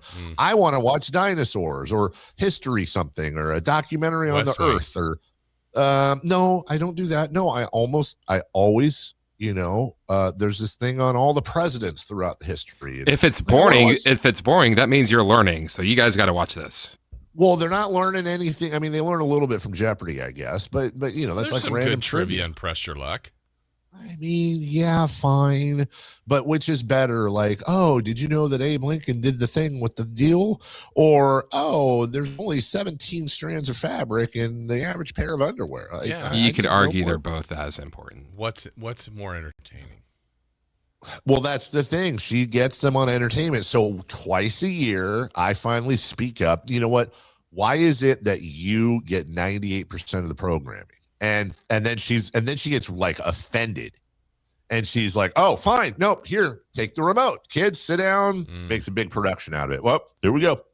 We'll watch whatever you want to watch. Well, and so I could be a D and pick something like super educational, but I'll put on like Planet Earth Jungles, with the little birds that like make the faces and stuff when they're trying to get a mate, and snakes, and it's exciting. It's cool. And nobody pays attention. And then finally 15 minutes into it, I like look around and the kids are on their phone and Melissa's like falling asleep. It's like, you know what? Fine. Go back to your pimple popping fat people. Idiots. By the way, text line says, Dave, you have a good point. I would pass on the fourth pick to press my luck. See, would you would pass that? You'd press your luck? Because remember, you could be 8th, 9th, I guess, depending on where they finish. I would press my luck. Okay. I would press my luck. I would. We need that. I want that pick to be as high as possible. And I would just convince myself that if for some reason we drop down in the lottery, that it would be for like some really good player. I don't know. Yeah. But I'd be fine. Look, if all said and done we get the number 4 pick, okay, it's probably going to be a Keaton Wagler or a Nate Ament or hopefully not Darius Acuff Jr., but it's going to be somewhere in that mode, maybe a Caleb Wilson. Well, I think we've learned, especially knowing you, on that Mother's Day, if there's pure joy and elation and they open that last envelope and it's the Kings, that's great. People will be excited. You will then go through your own intense internal cycle of, are we going to draft Purvis Ellison? Are we going to get the wrong play? I mean, you will, and you won't be alone. We'll blow it. This is when I blow it. AJ DeMonta is another Jimmer Fredette. Yeah. Darren Peterson. By the way, this is all super logical and makes sense. Yeah. Darren Peterson is Thomas Robinson. Cam Boozer is Marvin Bagley. And then I can go into the list of great Duke big men through the years. The ones that would be the toughest for me, if I'm being really honest, are Caleb Wilson, Kingston Flemings, and Keaton Wagler. Like with Wilson, I'd be like, oh no, is he Harrison Barnes? But I don't believe the other ones either. But I actually really like Caleb Wilson. Mm-hmm. If we get Kingston Flemings or Keaton Wagler, I'm like, I think I'm going to convince myself that they're both going to be Keegan Murray players just because their first names kind of sound like it. Okay. Yeah. Sure. I mean, I don't know. I just don't want any part of Darius Acuff Jr. And so you 100% know. Yes, I do know. Your logic. Can you explain everybody your logic too? Because I know what it is. Yes. I want you to say it, verbalize it again of why you are interested in him. And by the way, I'm like, depending on where we'll see how the lottery turns out. But I'm telling you, if we land anywhere in the vicinity of Darius Acuff Jr., I'm telling you right now, we're picking Darius Acuff Jr. Right. I promise you we are. But again, that's verbalize why you do not want him. Because I do not believe Darius Acuff Jr. he does not fit the mold of a winning point guard in today's NBA. He is a high volume, super talented offensive player. He is a scorer who is an absolute cone on defense. We had a high volume scorer in De'Aaron Fox who wasn't a cone on defense, who was great, but we ended up trading for Zach LaVine. His comparison with Trae Young is not exact, and for the nerds out there, I know it's annoying, but Trae Young was actually better all around in college than Darius Acuff. The only thing people can hold on to is Acuff's a little bit bigger. But even the most ardent Acuff Jr. supporters, the best they can come up with is, well, he does have a little bit of size, so they could teach him defense. And I would just submit, how many guards have been taught defense who were cones in the league? So if you wanted Trae Young on this team for the next, because here's how it'll go. He'll come into this team. He'll score lots of points. He might even win Rookie of the Year, Jason. Certainly, I would say he would be a top 3 candidate for Rookie of the Year. And the Kings are going to do a little bit better. And he's going to provide some highlight. And you're going to hear a bunch of, didn't want Darius Acuff Jr. Huh? He just dropped 34 in his 12th game. Yeah, great job, Dave. And you know what's going to happen? What's that? We'll win a few more and a few more. Then we're going to give him a max extension. And in about 6 years, the Kings are trying to trade Darius Acuff Jr., but his contract is just absolutely immovable. The 41-41 Kings just can't seem to stop anyone from scoring. I don't want Trae Young on this team. Well, I'm glad you added the defense part, because I thought you were going to go right to the part you just said, because you are worrying about a problem in 2032. I am, but I believe that may not even be a problem, by the way, but it might. It might be. You can't draft Acuff because we're not going to be able to get off of that contract. Yeah, that hasn't happened in 2032. You guys make your funny ha-has. Yes, we are. You guys have your sillies, but let me just tell you, this is probably why I should eventually be the GM of this team. Well, many are clamoring. There's a lot of clamor going on the streets, Jason. I believe that a franchise, no matter what point and what position they're in, so I think we can all agree the Sacramento Kings are a ways away from winning a championship. They're a ways away. Maybe bottom 5 team far away from winning a championship. But I do believe that every move, when it can be helped, should be made with the idea of winning a championship in mind. Okay. I don't want a Band-Aid. I don't want a highlight reel. I don't want somebody that gives me feel goods. I don't want Tyreek Evans. I don't want Trae Young. I don't want Ja Morant. I want championship caliber players that can win on a championship team, that can be a part of a championship team and not have to be not have to be hidden, not have to be worked around, not have to be obfuscated on the floor, not have to be subbed out. Okay, well, look, I know this isn't fair because comps aren't fair, but you did the Trae Young one, so that's on one side. What if Acuff was someone that's, I'm going to say down the road you're suggesting, Steph Curry? If Darius Acuff that's is a guy Steph they Curry, hide. That's a guy they have hidden. That's a guy that's never been known for his defense, and is one of the greatest players of all time. I would say if Darius Acuff is Steph Curry, you can throw everything I'm saying out the window. Okay. You can throw, but that contract. Steph Curry is a unicorn. Yeah. Steph Curry is the greatest shooter of all time. But I would also say this, and this is what they did with Curry, and they would have to do with Acuff. And by the way, maybe they could. You better have a Klay Thompson at the 2, and you better have a Draymond Green down low. Because as great as Steph Curry is, I'm telling you, let me. If there's any Kings fans left that believe this, for example, had the Sacramento Kings drafted Steph Curry, no chance, absolutely no chance at winning a title. He would have been gone in 5 or 6 years. His ankle would have hurt him a bunch. He would have scored a bunch of points, and then he would have left because the Kings couldn't defend. People look at Steph Curry as the reason the Warriors won those championships, and they're right. They're right. Steph Curry was the guy. But if Steph Curry doesn't have an incredibly gifted 2-guard that was a perennial all-defensive candidate or all-defensive player, and one of the best defenders in the history of the NBA in Draymond Green, they're nowhere. I don't care what Steph's doing. They're nowhere near a championship without those two. Steph was the most important one, but he hasn't won it without Klay and Draymond. There's no replacing that. I just don't want And KD. And KD. Yeah, thank you.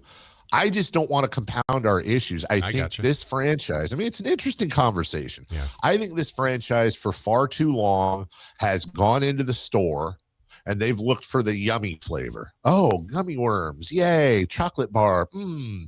I think it's time to have a little bit of potatoes and cabbage and carrots and grass-fed beef, man. It's not always the flashiest thing. It doesn't always taste great. But if it's a component to a well-balanced diet, let's freaking draft the steak, brother. Yeah, brother. Question 2, please. Question 2. Gino Auriemma apologized again to Don Staley for their post-game argument. Is losing your cool in the heat of a sports moment a forgivable offense? Yes.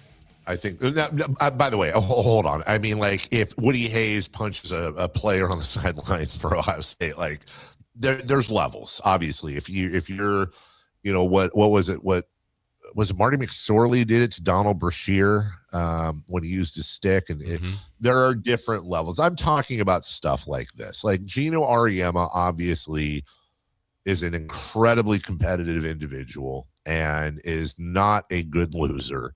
And he took his frustration out and he made an ass of himself to Dawn Staley. And to his credit, has apologized multiple times now. And by the way, to Dawn Staley's credit, she's been very gracious in accepting the apology and saying some very nice things about Gino Auriemma.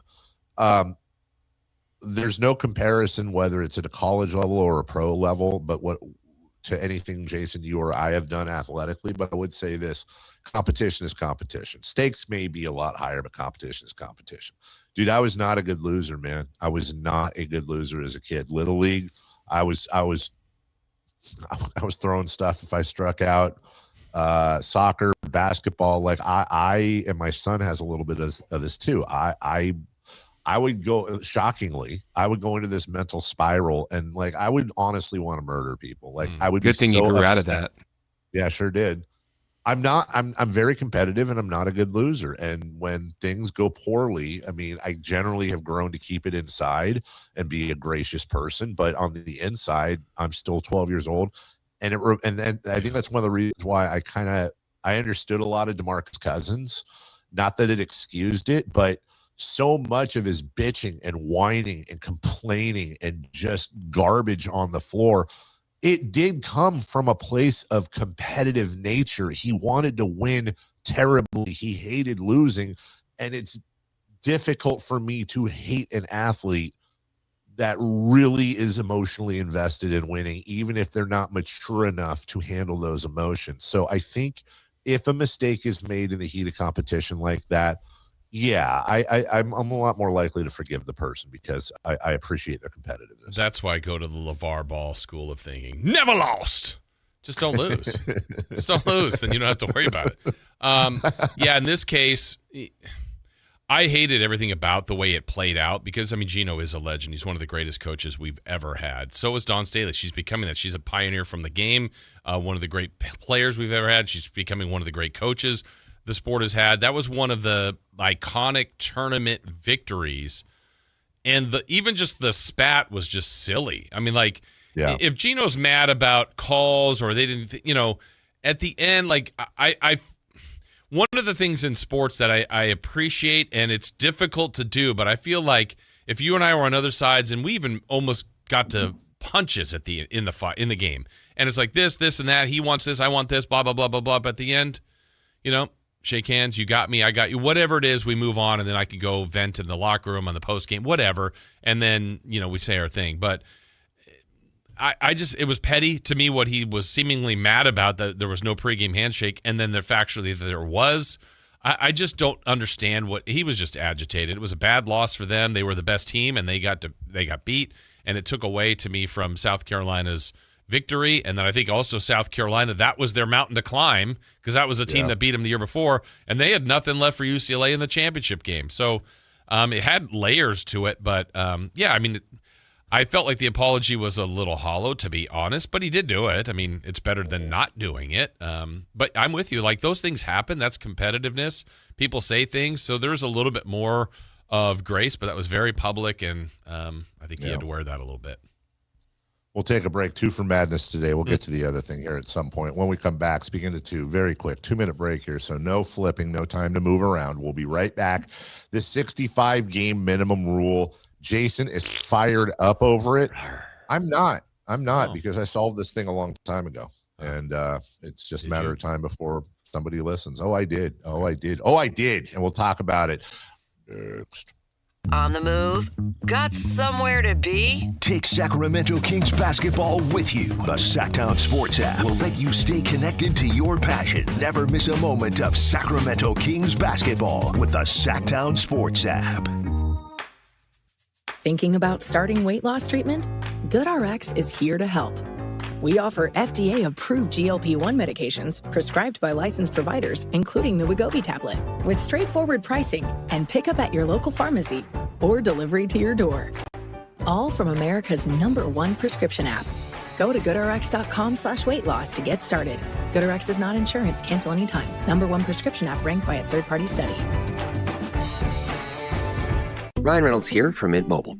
I don't know if you knew this, but anyone can get the same premium wireless for $15 a month plan that I've been enjoying. It's not just for celebrities. So do like I did and have one of your assistants switch you to Mint Mobile today. Visit mintmobile.com/radio. Upfront payment of $45 for 3-month plan, equivalent to $15 per month required. Intro rate first 3 months only, then full price plan options available. Taxes and fees extra. See full terms at mintmobile.com. Welcome to the Bar None Auction. Bar None Auction is selling thousands of items this Saturday, April 11th in Sacramento. Large farming and construction equipment, cars, trucks, and industrial supplies, all sold to the highest bidder. Always open to the public. Visit barnoneauction.com. Switchfoot Live. Friday, April 24th, 7 p.m., the venue at Thunder Valley. With Fuel. And Lit. And Thomas Ian Nicholas. For tickets, visit ThunderValleyResort.com. One incredible night with Switchfoot, Fuel, and Lit. Together live. If your business depends on reliable vehicles, it's time to upgrade your fleet at myelkgrovechevrolet.com. We specialize in fleet pricing, bulk discounts, and fast approvals, so your team stays on the road and on the job. From work trucks and vans to fuel-efficient sedans and SUVs, we have the inventory, service, and financing to keep your business moving. Call or visit myelkgrovechevrolet.com today and ask about exclusive fleet savings. myelkgrovechevrolet.com. Driving business forward.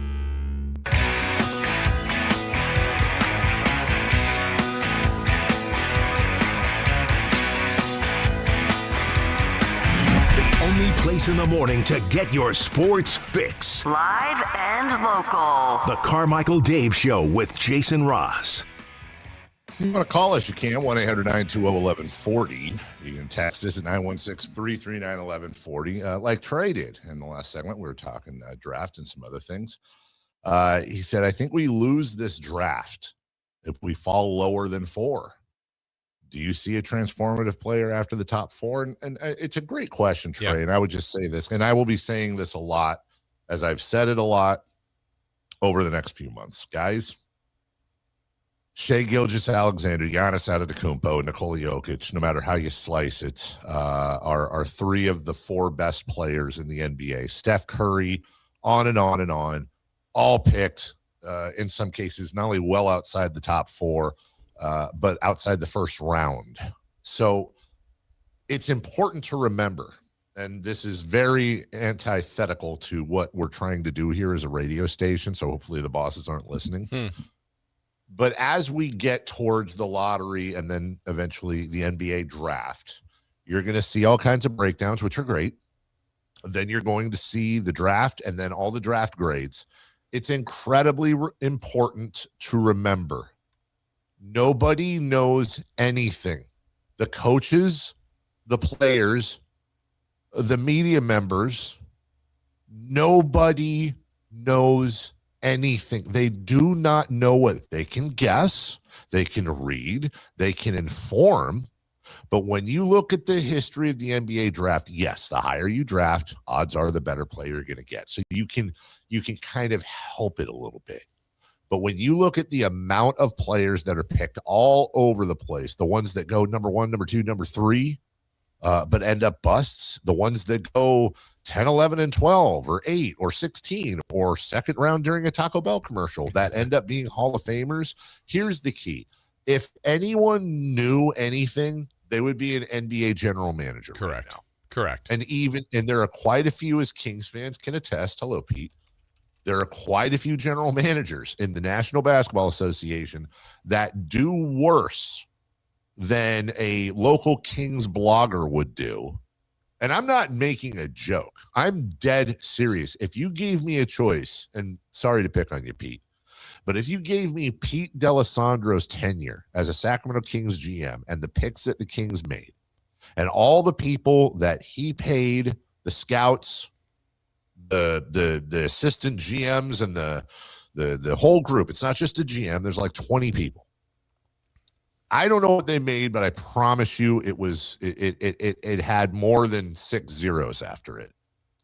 I literally would take somebody from the Kings Herald or Sactown Royalty, or I guarantee you they did better than Pete would have done. Right. So just remember, everybody, we're, of course, going to change our tune as we get closer to the draft, and we're going to do draft grades, and we're going to tell you why this pick sucked and this pick was great. But we don't know what we're talking about, and neither do you, and neither does anyone you know. So that being said, Jason, you're upset at the 65-game rule? Yeah, well, one more thing on that, too, by the way. Yeah. If we just take the Kings, for example, let's go back to 2020, so the last 5-6 drafts, literally the best player they drafted in the last 6 years is Tyrese Halliburton. Yep. He was 12th? 12th. So, I mean, they got a guy that obviously wasn't the borderline MVP on their team. With the Pacers, he was. He's been an all-NBA player. He's a really good player. They got him at 12. So, does it mean the 12th pick this year is the best? Could be the 21st. Could be number 1. Wait, I don't know. But I will tell you what the, quote, experts say, and again, to your point, Dave, the experts could also say this. I've heard them say it's like they feel like there's 7 to 8 to 9 like really good players. That doesn't mean they're right, but that's what they're saying now. So I'll go with them on that, but proof will be in what we see when they play. If memory serves me correctly, to your point, Jason, the most tenured King in history was picked number 12 out of Ryder. That's Jason Thompson. And the second most tenured King in NBA history was picked 5 out of Kentucky. Mm-hmm. So Kings have had the number 1 pick once. They drafted Purvis Ellison. They had the number 2 pick, I believe, once, and drafted Marvin Bagley. I think they've had the 3 pick also once, and that was Billy Owens. Yes, which, I mean, now in the history of the scope of it, we could argue, is that the greatest pick they've ever had? In a weird way? Not for the reasons people would think, but you could make an argument, and I think it's actually a winning argument, that he's the most influential Kings player. Oh, is that our first loss of Dave? Yeah, it is. To extend that point, just to accentuate it, he was picked 3rd. Billy Owens underachieved as a Sacramento King, but he was then turned into Mitch Richmond. Mitch Richmond had an amazing Hall of Fame career as a Sacramento King as well as other teams, and then Mitch Richmond turned into Chris Webber. So that's why I think the thought process, if you're looking at the greatest pick by the Sacramento Kings, you could enter that as your argument. But anyway, the point being, if we go back, the Kings have picked 7th a bunch, 8th, 13th. There's Peja 14th. He's a great player. Jay Willett 7th. Hito 16th. Kevin Martin 26th. Very good player for this team. And where I cite like the problems with the organization from about 2000, let's go like 2006 on, how they drafted. 19th, Quincy Doobie. Spencer Hawes 10th. Jason Thompson 12th. Tyreek Evans and Omri Caspi first rounders. DeMarcus. Bismack Biyombo, who they traded on draft day. Thomas Robinson, Ben McLemore, Nick Stauskas, Willie Cauley-Stein, Marquise Chris, who they traded. That stretch right there of picking 8th, 6th, 8th, 7th, 5th, and 7th did not net really anything for the Sacramento Kings. So that's the big issue there. Hi. That was the first. Well, yeah. Well, hopefully that's the last. Yeah. I think we were closing up that point anyways. Yes. Jason, the 65-game rule, the minimum eligibility for awards has smoke coming out of your collar. And a lot of others. Yeah. I mean, I would implement the league, or want them to change it now, and it doesn't even be, well, it's in place. We don't just make exceptions. Dave, there is a high likelihood, and especially now with Wemby's latest injury, they say he might play, but if he misses one more game, I believe he's going to be ineligible. We're already going to have Cade Cunningham ineligible for an All-NBA team. Anthony Edwards, Luka Doncic. These are all NBA first-team type players. And what that means is maybe as much as 4 other players who have had good years are going to move up into the first team, and others will move up from the third team to the second. I mean, these are impacting on legacies, on bonuses and all that, all because of maybe one game difference. So anyway, I think it's a rule that's was put in with good intentions and good purpose, but Victor Wembanyama is not resting and not tanking and not sitting out for any other. He has had a few injuries, and he's an MVP candidate that may not get anything because of a limit on games. I don't like it. Well, I don't blame you. First off, on Wembanyama, I think that's a little bit of a different story. I would be unconscious. I'd be so shocked if, let's say, Wembanyama tweak his calf or something. Playoffs are coming up. Jason, it would shock me if they don't want to play Victor Wembanyama. I'm incredibly confident they will sub him in for 30 seconds and sub him out. I think they'll be forced. And how dumb is that? It's stupid, but I cannot see the Spurs with 2 games left.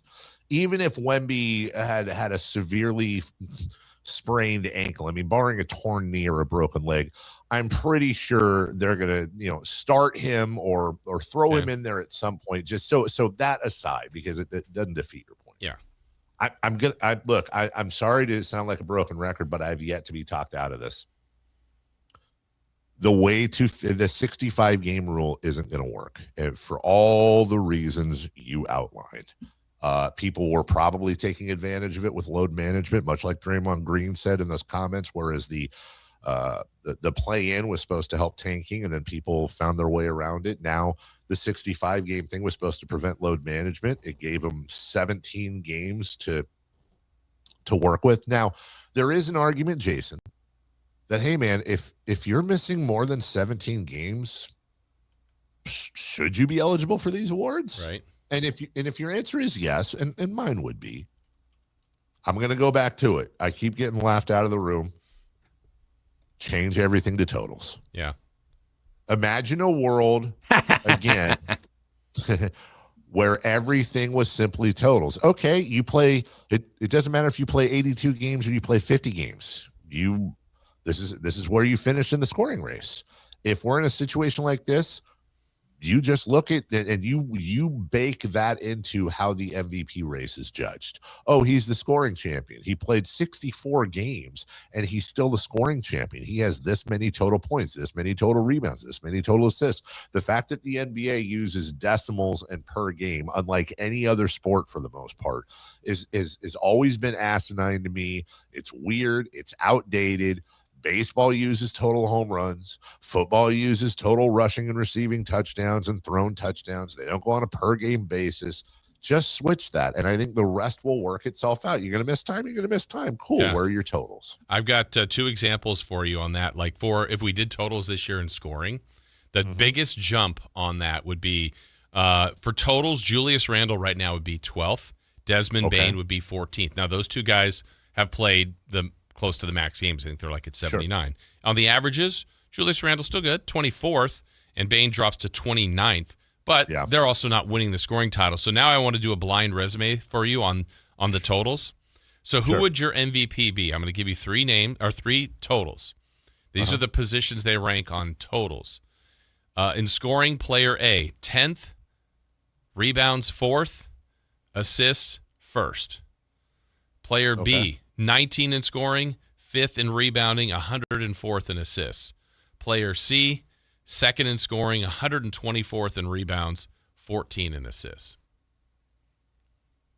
I would give it to player A, Nikola Jokic. Yeah. Yep. Which you like Jokic anyway, but I don't think you would pick him. Or you are. I forget. No, I would pick Jokic. Okay. If I would go Jokic, Wembanyama, Shai Gilgeous-Alexander. And those were the 3 names. And by the way, the one that you picked, I think it was it B or C that you picked? I think it was B that you picked, Wembanyama, or that was Wembanyama. Yeah, sorry. And C was Shai because he was so far down the rebounding. Yeah. I will say this: I'm not saying you're being disingenuous, but the only thing that's disingenuous, I think, about that argument is steals and blocks. Exactly. Yeah. That's a very important part of the conversation. But again, and you still would weigh in what you're watching, what the records are I think that, which is still how you do it anyway. It's like if we take this out and put averages and you're like, well, Jokic is up there in points and rebounds and assists and their team is 3rd. And, you could still do it that way. And by the way, and I know we have to break here, but Jason, you talked about Brunson and Randall. They're being punished for playing more games. Right. They're being punished for playing more games and being available. They scored more points than so many of the people ahead of them in averages, which was more important to the team, and we're punishing them for it. It's just so goofball. We'll take a break. When we come back, the hour continues to roll on. Let's have a little fun. Kings lost last night. Good game, though. We got a Kings Rewind. Chris and Jason will have you set up there. Jason has been waiting all morning now, almost 2 hours, to tell you about Gonzalez Law and the latest going on with them. So we'll get both those done next. The Sactown Sports 1140 newsletter right to your email. Get your latest on the Sacramento Kings, Athletics, and Republic FC with the Sactown Sports 1140 newsletter. Visit SactownSports.com to join. Well, Dave is right. I have been waiting for quite some time to tell you today about Gonzalez Law. Jonathan Gonzalez, a lawyer right here in downtown Sacramento with years and years of experience. But I like to say he's one of us. He's local. He's been in our community, and he's helped a lot of people in our area for a long, long time. SacLegalDefense.com, 916-304-9187. Now, whether you need help in some form or fashion of criminal defense, maybe involved in an auto accident, you're not sure who to call, or you're wondering if I do need some representation, that's why you contact Jonathan Gonzalez and Gonzalez Law. Work-related, wrongful termination case, sexual harassment case, those are all factors out there. You need some help, you have some questions, well, utilize his years of experience to help you out. Also, expungements. Jonathan has emphasized and really featured those for a long time, helping you get rid of something off your record. It's called an expungement. Get your rights back, your Second Amendment rights, and just kind of get your life going in a positive direction. It's Gonzalez Law, Jonathan Gonzalez, local here in Sacramento, office downtown, SacLegalDefense.com, 916-304-9187. When your check engine light comes on, do you see a repair bill or do you see peace of mind? For 20 years, CarShield's been the name America trusts to help keep you on the road. While other companies stop covering you when your car gets older, CarShield offers protection plans up to 200,000 miles. With over $1 billion in claims paid, we don't just promise protection, we deliver it. Don't let a breakdown break your budget. Get the flexible month-to-month coverage you deserve. Go to carshield.com. That's carshield.com today. On top of home and auto, Progressive protects your boat, RV, and motorcycle so you can explore the unknown. Actually, we just take the RV to the same campground every year. Well, maybe you can catch your own dinner on your boat. Oh, we can actually get pizza delivered there from this brick oven place we love. Will you at least try a new topping? Honestly, probably not. We kind of have a go-to order. Fine. Just bundle home or auto insurance with your outdoor vehicles with Progressive and stay protected when you go, I guess, where you've gone before. Progressive Casualty Insurance Company and affiliates. Not available in all states or situations. What's up? We're talking to Chad Hoblet, Hoblet Dodge Chrysler Jeep Ram in Woodland. What's happening for the Declaration of Deals sales event? Right now, you can save up to $14,500 off MSRP on new 2026 Ram 2500 and 3500 heavy duties. And take advantage of available 5.9% financing for 84 months with no payments for 90 days on select inventory. That's the kind of savings we need with gas prices so high. It's true. Plus, Ram has some of the best fuel EPA ratings in the segment. And with over 500 new Rams available, your new hard-to-find heavy-duty Ram is at Hoblet. Don't miss your chance to save with Hoblet Dodge in Woodland. Search, select, and save through our whole inventory at hobletdodge.com. Unbeatable prices, unbeatable selection, nobody beats Hoblet, period. $14,500 total net savings on select new 2026 Ram 2500 Limited Longhorn after $1,500 factory rebates and $13,000 dealer discounts. Discounts include $1,000 Hoblet business owner bonus with proof of business ownership, $1,000 Hoblet trade-in assistance with eligible trade, and $500 on the job upfit with eligible upfit. One of this net savings, VIN 152135. See dealer for details. Sacramento! Now you've got a place for all things dance. The all-new Energy 100.5 HD2. Where dance music lives. Dance vibes anytime and any place when you get the free Now 100.5 app. Or listen at 100.5 HD2. Hey, did you hear about that multi-billion-dollar roundup settlement? Yeah, it impacts people who are exposed to weed killers at work or at home, even if you just used it in your own yard. Lawsuits claim it causes non-Hodgkin lymphoma, a blood cancer. But we're not sick, so that doesn't affect us. But it does. This cancer can take 10 to 15 years to show up. That's a long time after exposure. It is, and that's why the settlement is paying claims for up to 21 years. If you get sick, even years from now, you could get $6,000 to $165,000 or more as part of this settlement. So what's the catch? If you stay in, you give up the right to sue them later. Learn more at weedkillerclass.com or call 1-888-403-8201. If you or a loved one has or had non-Hodgkin lymphoma, even if they've passed, you must register for benefits. That's weedkillerclass.com. 1-888-403-8201. Paid for by the Roundup Settlement. Sunday baseball just got way more fun. Join Dinger's Kids Club with the Sacramento Rivercats. For just $35 all season, kids get a ticket to every Sunday Rivercats home game and tons of fun all season long. Sign up today at rivercats.com. Welcome to the Bar None Auction. Bar None Auction is selling thousands of items this Saturday, April 11th in Sacramento. Large farming and construction equipment, cars, trucks, and industrial supplies, all sold to the highest bidder. Always open to the public. Visit barnoneauction.com. 100. So.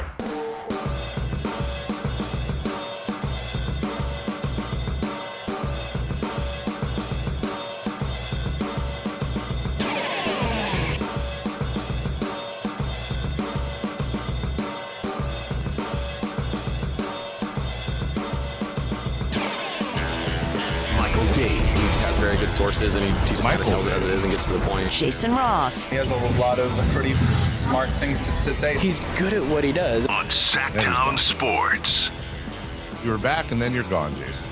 I know I enjoyed, along with many others in the YouTube world, looking at Chris's back during the break. He was getting shots up. Was he? Yeah, it's fun how the thing that lets us stream doesn't tell me the right screens that are on YouTube. Well, that's exactly what you want in a streaming service, is it not?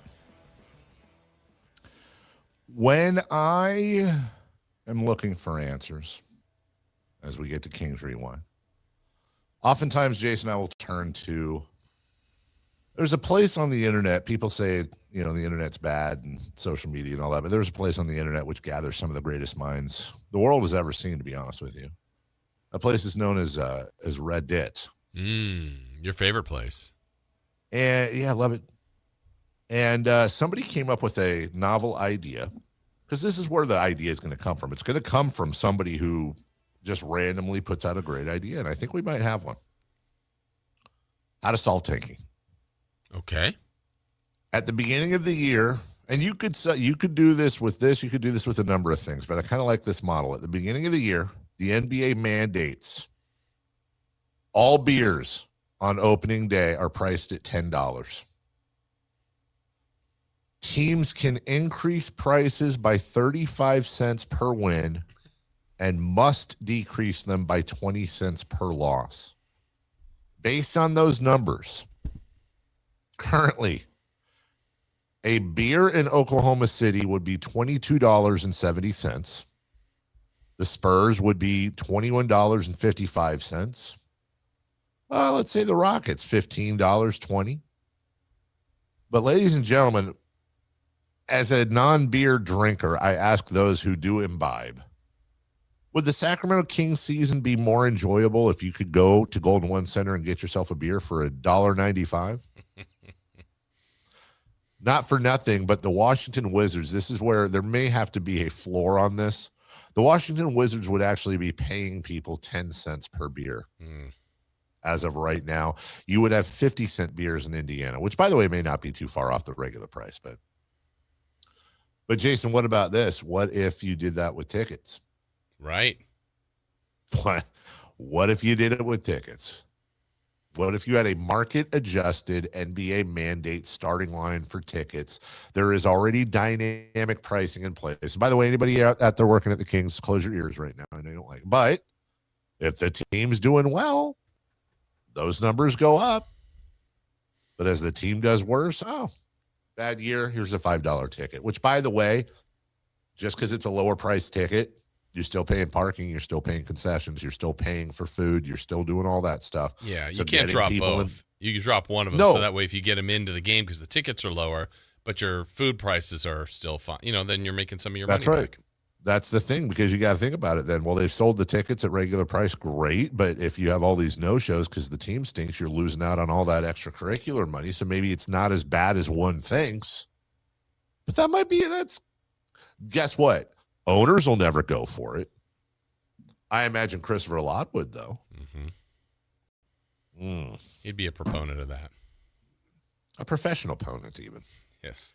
King's Rewind starts right now.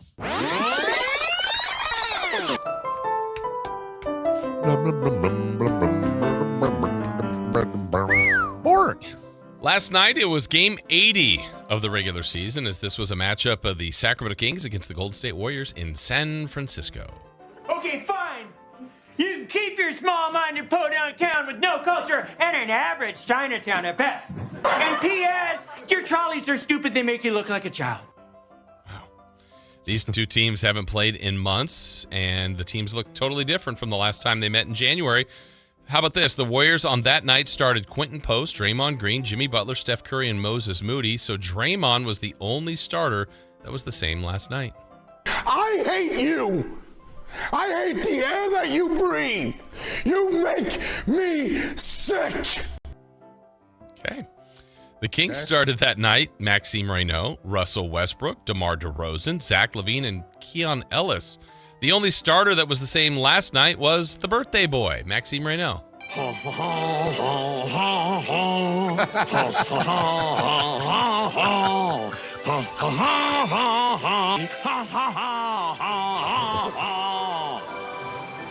Happy birthday, Max. Happy birthday. The Kings got off to a solid start in this one and owned a 1-point lead after the first quarter, 26-25. Yeah, come on, champions are bad. Well, the second quarter completely fell apart for the Kings. Wait, merciful crap! The Kings were sloppy with the ball as they had 8 turnovers at the half for 17 Warrior points. Tell me why you can't hold on to the ball. Come on, Mr. Billy, answer a question. And Steph would come in off the bench, scored 14 points in 13 minutes, including not one, but 2 4-point plays. Oh, good for you. Yeah, the team was getting frustrated. Doug was frustrated. He picked up a rare technical foul. And I will...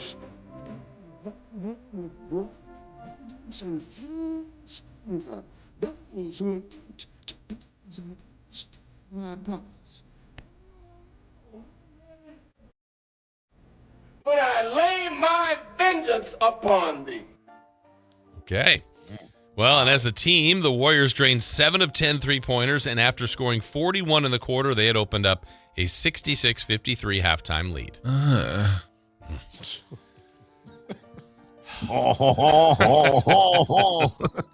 The third quarter was a different story as the Warriors were the ones in a giving mood. They turned the ball over 11 times in the third quarter alone. Haha, second chance in your face. Listen to me, you piece of shit. Wow. The Kings chipped away at the deficit, and it was Killian Hayes off the bench doing a lot of the work. You better work. I thought he was going. Purple Hayes. All right. Hayes. After 3 quarters, Warriors 85, Kings 81. Are you ready for a war? That's right. It was wartime. The game was tied with 11 minutes to go. Still tied with 7 minutes to play. And with 3 minutes left, it was all knotted up at 101. It's the final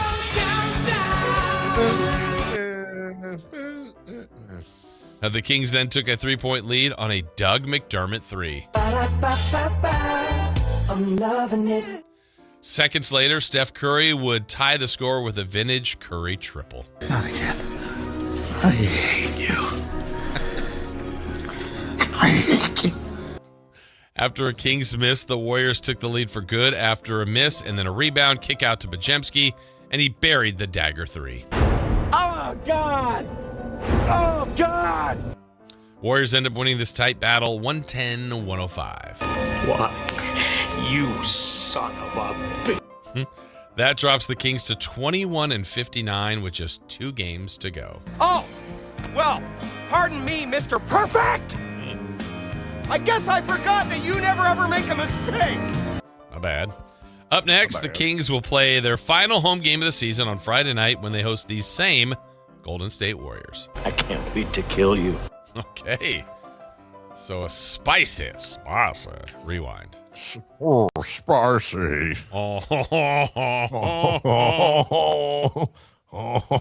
Happy birthday, Max Reno. You like that one. I really do. I don't know why. I like all the French ones. Yeah. Burger. I like burger. I didn't expect that one, though, for the birthday. That's well done. We'll take a break. When we come back, how about the second half of ye old program? We'll do a little post game. Kings, Warriors. We only got a couple more of these left. So you know what?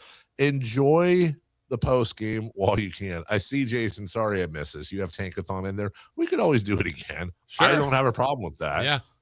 See if it's better. And see if it's better. And much, much more. We'll do it right after. Yes. The stupid American pronounces pétri as croissant.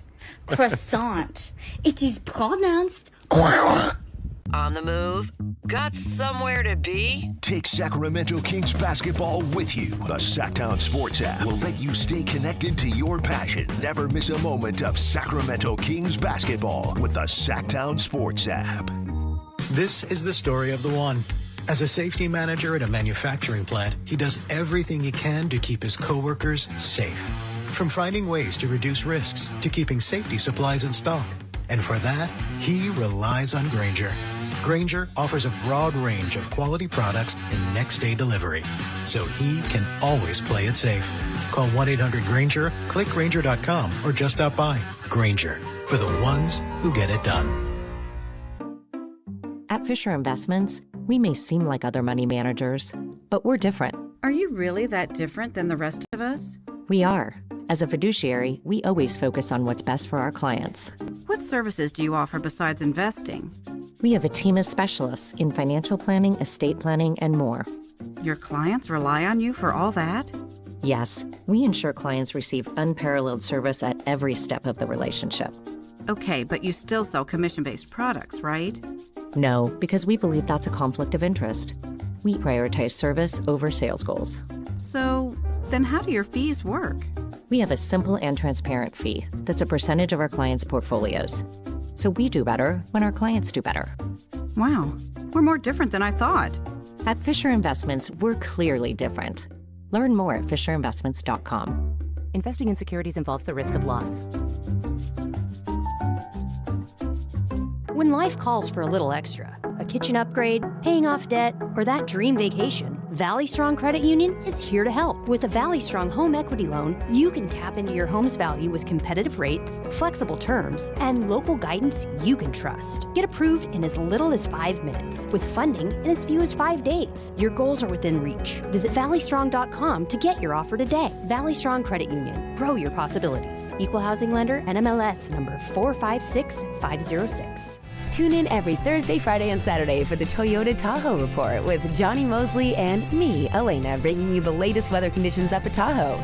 Brought to you by your local Toyota dealers. Toyota, let's go places.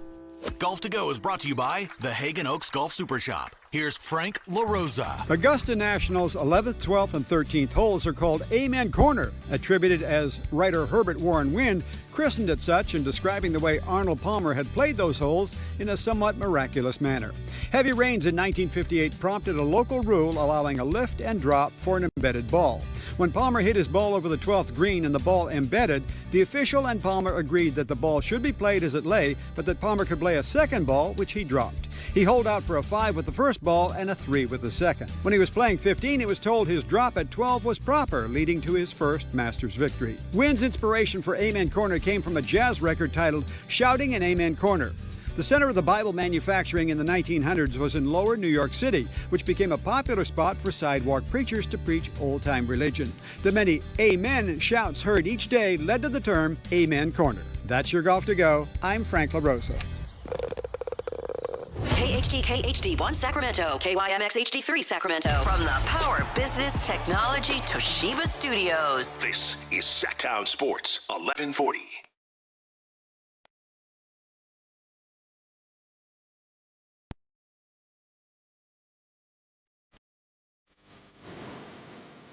Ladies and gentlemen, we are halfway through the week. Your week! So right now, I need every single listener on their feet. Callers, texters, YouTubers. Make some noise for Sacramento's favorite sports morning show. Carmichael Dave, Jason Ross, and the man behind the glass, Chris Verla. Hey now. Hey now. Halfway through the week already. Jason, it seems like this week has flown by. Seems like I've been on the air for like a day, maybe. Man. I'm so excited. I'm disrobing right now. Whoa. Yeah. Check it out, YouTube. You're welcome. Yeah. Just way to the gym. Oh. Yeah, I got tickets to the gun show. Why do I sound like Mustard Biscuit? What's his name? I like them French fried taters. Those are good. Mustard biscuit. Mustard biscuit. That's the first time I ever heard of mustard biscuits. It's like mustard sardines. Oh, you haven't had mustard biscuits before? Yeah, right? Seriously. With an eel sauce? No, jelly eels, dude. Ugh. Yep. That jelly. Now that's one, even Jason, the king of, hey, don't say anything bad until you try it. Would you try a jellied eel pie? Probably not. But you'd have to tell me it was something else, and then maybe I'd go, oh, that's not bad. I don't think we would. What's terrible is jellied eel pie looks somehow worse than what it sounds like. Wow. Oh, God. It does. It seriously. I'm looking it up. It just. In what world does somebody go, jellied eels? Let's take eel and put it in a gelatin form. A traditional English dish that originated in the 18th century, primarily in the East End of London. Jason did the real life. Is it? supposed to look that color? Like, yes. Yes. It looks consists rotten. of chopped eels boiled in a spicy stock that is allowed to cool and set, forming a jelly. By the way, I don't know why this actually makes it sound worse. It's traditionally served cold. Yeah, that's how I like my jellied eel pie. Yeah, I don't know what would be like. It would be funny to say like, "Oh, can you warm up my jellied eel?" Oh, why would you do that? That's disgusting. Jellied eel. That is it supposed to look like that? Peanut butter and jellied eel. That is 100% a like. Is anyone? It's an acquired taste. That is 100% a. We are starving as a community, and we need to figure out whatever we can do to survive and provide sustenance. And hey, that has to happen sometimes. But has anybody told them there's other stuff now? I don't know. That community, when they're like, we lost a few, I think I'd be one that they lost. It's like he punted. He didn't go for it. I have never, because I see it in movies and stuff. I'll fully admit my privilege here. This is an incredibly privileged thing to say. You know how like you see in the movies, like if somebody hasn't eaten in days and then they put like food in front of them and they just like are just going ravenous for it, right? And it doesn't matter what it is. It's just they're dying of hunger, and then they get that. Usually they've been like a hostage or kidnapped or whatever. It's a bad thing that happened, right? And they just I don't think I've ever been that hungry in my life. And I wonder what would be like. Like, I seriously wonder if I was like if I was stranded if I was like Tom Hanks on Castaway or something, but like not the exact situation, but like I just didn't eat for like a week, or I don't know how long it would take, and survived on like snail poop and stuff. And then like when I returned home, they had like a sourdough piece of toast and jellied eels on top of it. Yeah. Like I would just hammer that, wouldn't I? I think you're eating the toast. I'd eat the toast. But look, I think we have not the same experience, but unexperienced when we did our fast for 3 days. Now, the big difference is we knew we were going to eat again. It wasn't like food was taken away from us and we had no chance to eat. We could have broken it. We could have eaten at any time. But I want to go to all three. Like, remember that feeling? Like, I was not hungry. Right? Yeah. Like, but I don't know. The key mental difference has to be, it's not like I don't know where and when my next meal will be. It's like, it will happen. I'm going to eat. We're trying to do 3 days and then I'll eat. But I wasn't hungry. I'm with you. I will say that first piece of watermelon I had was just like a jellied eel. It was exactly like a jellied eel, except the exact opposite. Yeah, the same but different. It was the best watermelon. And now I'm convinced that wasn't the best piece of watermelon I'd ever had. You can't convince me. But it tasted like the best piece of watermelon I ever had. And I know that not having et for 3 days helped with that. Yeah. What is frying my brain now is if I come off a 3-day fast and somebody rolls a nice goblet of jellied eel in front of me, am I eating it? I feel like I'd just rather die. Especially when it looks like that. And the sad thing is there are literal human beings in this world that are not starving to death, that are that are perfectly, and they're like, oh, jellied eels, you don't know what you're missing. You're right. Yes, I'll have some jellied eel. I'm good on that, dude. I can admit I don't know what I'm missing. I don't want to know what I'm missing, dude. Yeah. There's just certain things like, and we'll move on, but I just got to be honest. Because it's got to be more than just it tastes good. Like, if it came out that like somewhere in Arkansas somebody had perfected like, oh my God, it's amazing. If you If you take a Yorkshire Terrier's turd and you mix it properly and you put it in a burrito with these other ingredients, it's actually one of the greatest things you've ever tasted. And then I watched videos of all these people not knowing they were eating a turd burrito. And they were like, oh, my God, this is amazing. This is like the best burrito. I'm still not eating it, dude. Right. I don't care. I will allow that it tastes good. Probably. If I didn't know what it was, it would taste good. My mom and dad pulled that crap on me when I was in 4th grade. My dad went to Wyoming and shot an antelope, right? And he brought home a bunch of antelope. And then they made antelope stew. And they served it as beef stew. And I was like, and I loved it, man. It was really good. Yep. And then when my dad, like at the end, he had this eating grin on his face. And he's like, how'd you enjoy your antelope, son? And I knew instantly, like, he wasn't joking. And I immediately was like, that's disgusting. I don't care. You're right. You told me about it. Like if you told me I was eating eyeballs and I thought they were, pozole thingies. What are those thingies? Hominy? Hominy. Pozole thingies. But if you told me that was, if I was eating eyeball pozole and I thought it was hominy, I don't care. I'm not doing it, dude. Right. No, I had the same experience as a kid. We were camping. My mom's like, hey, try this soup. I'm like, oh, that's pretty good. And there was a meat in it. And she's like, it's chicken. I said, oh, that's good. And then she goes, it's actually rattlesnake. Ah! And then I spit it all out and thought it was the worst thing I'd ever. But it was good. But in my mind, once I heard that, I'm like, nope, not eating that anymore. And I fully acknowledge that, like, it's a place of privilege.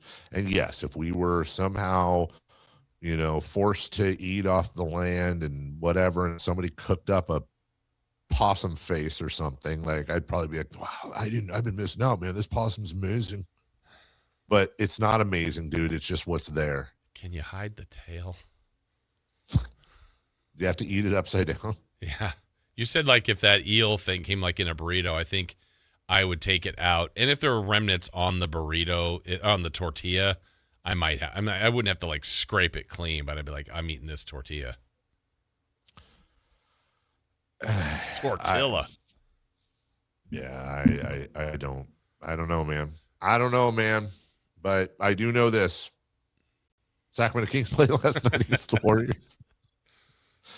And they lost. Yeah. It was a good loss. I think so. I think it might have covered the basis. I'd like them. Hey, look, you're playing games, compete. I think they did that. They played mainly young players. That was great. And Dave, there's a camp. You're in that camp too that, hey, don't win too many games because you're trying to increase your lottery odds. So could last night have been a night for the masses maybe? I think it's one of those games. We've had a handful this year where it's like, okay, are we following all the rules? Like, first off, did we lose? Yes. Okay. Check. Secondly, was it close? Yeah. We're not embarrassed by any means. No. Was it an entertaining game? Check. Yeah. Had a chance to win. Had a chance to win. Did the youth play a large part in it? Yeah. Yeah. That's it. Give me 82 of those, or maybe 72, but you get my point. Yeah. I take it. I'm fine with that. And here's to 2 more. Yeah. I mean, I'm a little torn on Friday. I don't have to be right on. I mean, the last time they won at home, like you just see how happy people are at the arena to see the Beam Boys come out. It's cool. It's fun. But yeah, I don't have to have it happen, but I wouldn't be like distraught if they won on Friday. Yes, I know what the bigger picture is. They could leapfrog Utah. Maybe even Brooklyn loses another game to get into a tie that you go, wait, you could have been maybe even as high as 3 in the pre-draft lottery spot. But, the Portland game, for example, on Sunday, it's like, yeah, come on. Road game, you don't have to get that one. But maybe one last one at home. If you don't, I'm not broken up by it by any means. Here's the problem. Like I'm with you. Well, no, I'm not really. No, you don't want them to win. That's okay. No, I don't know. I'm with you in the sense that I understand the attraction, and like if they won at home, I'm not going to be like especially for the home fans. But the way they are right now, they are tied with Utah. Yeah, they are a half game behind the Nets, who play the Pacers tonight. I mean, Yeah, dude, they can't win. I'm sorry. You got to lose. Sorry, home fans. You got to lose. It's just, it is way too important because there's a chance, there's an outside chance, but still a chance. They legitimately could go from being fifth. And what's the bottom for fifth? I always mess this math. It's always four worse. So you'd have to have four time. But by the way, just for percentages, just because I think people would want to know this, if they are fifth going in, the odds of four teams behind them leapfrogging, it's like, I think it's 0.2. So to go to ninth is, I mean, but the eighth is better, and seventh is actually the highest odds. So yeah, I mean, they more likely would go back, right? That's what we've learned at every position their pre-lottery spot is, they're more likely to go back. Well, here's the thing. They not only is it going back, I think it's more attractive the going forward part, because they could go from being in fifth with a floor of ninth and an odds are of seventh. They could go to third. Mm-hmm. They could go to, I mean, they are. Yeah, if there's a three-way tie. They're a half game away from being tied for third, and you might need some coin flips and whatever. Maybe you don't. And now all of a sudden your top four, you know, what is that? 48, 52%. You're on the 14%, the tied for three for first, for the number one spot. Like, there's no guarantees, but the percentages drastically change from fifth to third. There are all kinds of benefits. I've been trying not to say this all year because I know it sounds terrible, and my heart goes out to the Kings fans that aren't, you know, drafty, tanky folk, and that's fine. But the Kings need to lose these final two games. Go Warriors, go Blazers, lose. I don't care what you have to do. Do not win one of these final two games. Please do not win. Yeah, do not win. Just so we have, just because it's a possibility of this happening, I do want to point this out. I looked it up because let's just say where they are today, Dave. It's a tie right now with Utah and Sacramento. So let's just go under that premonition, and the Kings would go into a coin flip to decide who is fourth and who is fifth pre-lottery. Now, what's important on that is the percentages are split between those two. So, for example, Team 4 and Team 5, I think it's 12.5% at Team 4 to get the number one pick and 10.5% to get the fifth pick. They split those between the two spots, if that makes sense. Now, one would still be 4 going in, but I think it goes down to 11.5, to be honest. For both spots, it's just the floor at 4 is 8. The floor at 5 would be 9. So that's the difference. Said, most likely 7. Yeah, et cetera. And then if it's a 3 team, it's a little bit trickier too. They figure out a way to determine who would be, in this case, if it's Brooklyn, Sacramento, and Utah, who's 3, who's 4, who's 5 going in. But the odds are now split amongst those 3 spots. So one of them's at 14%, one of them is at 12.5, I said, and one's at 10.5. So all 3 teams would have the same exact percentage at 3, 4, and 5. It's just one literally goes in as the 3 position, and the advantage of that is the worst you drop to is 7 and so forth. So hopefully that makes sense. It's convoluted. No, it does. Yeah. I think for Kings fans struggling with it too, here's what I would say. I think that if you take emotion out of the equation, and that's not an easy thing to do, I think I can make a better argument for the Kings losing these last 2 games than winning even one of them. Mm-hmm. I'm not immune. Well, no, I am immune. I can make an argument. Go ahead. I hate the Warriors. So what? I hate losing worse. I don't care if it's the Lakers. You hate losing worse, then they would be losing to what Chris hates the Warriors, so wants to beat them, and you hate losing. Yeah. So you would be losing to the Warriors. No, I hate losing like in the royal losing, like this year losing. I hate losing teams. I hate being under 500. I hate not competing for a championship. I hate being irrelevant. I do not care, Chris. Let me make this really clear. I don't care if it was the Lakers at Golden One Center and they started all Robert Ory's in their prime. What if the Kings beat the Warriors so bad and Draymond starts embarrassingly crying to where the entire league is like, oh my God, and then he just has to go away and lives alone in a cabin, never to be heard from again? Yeah, Dave, what if? Well, if you put it that way, that's a compelling argument. Okay, thank you. See, Chris wins 1-0.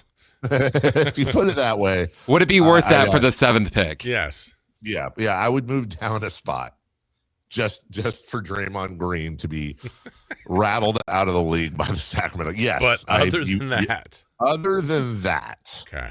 And that is the only.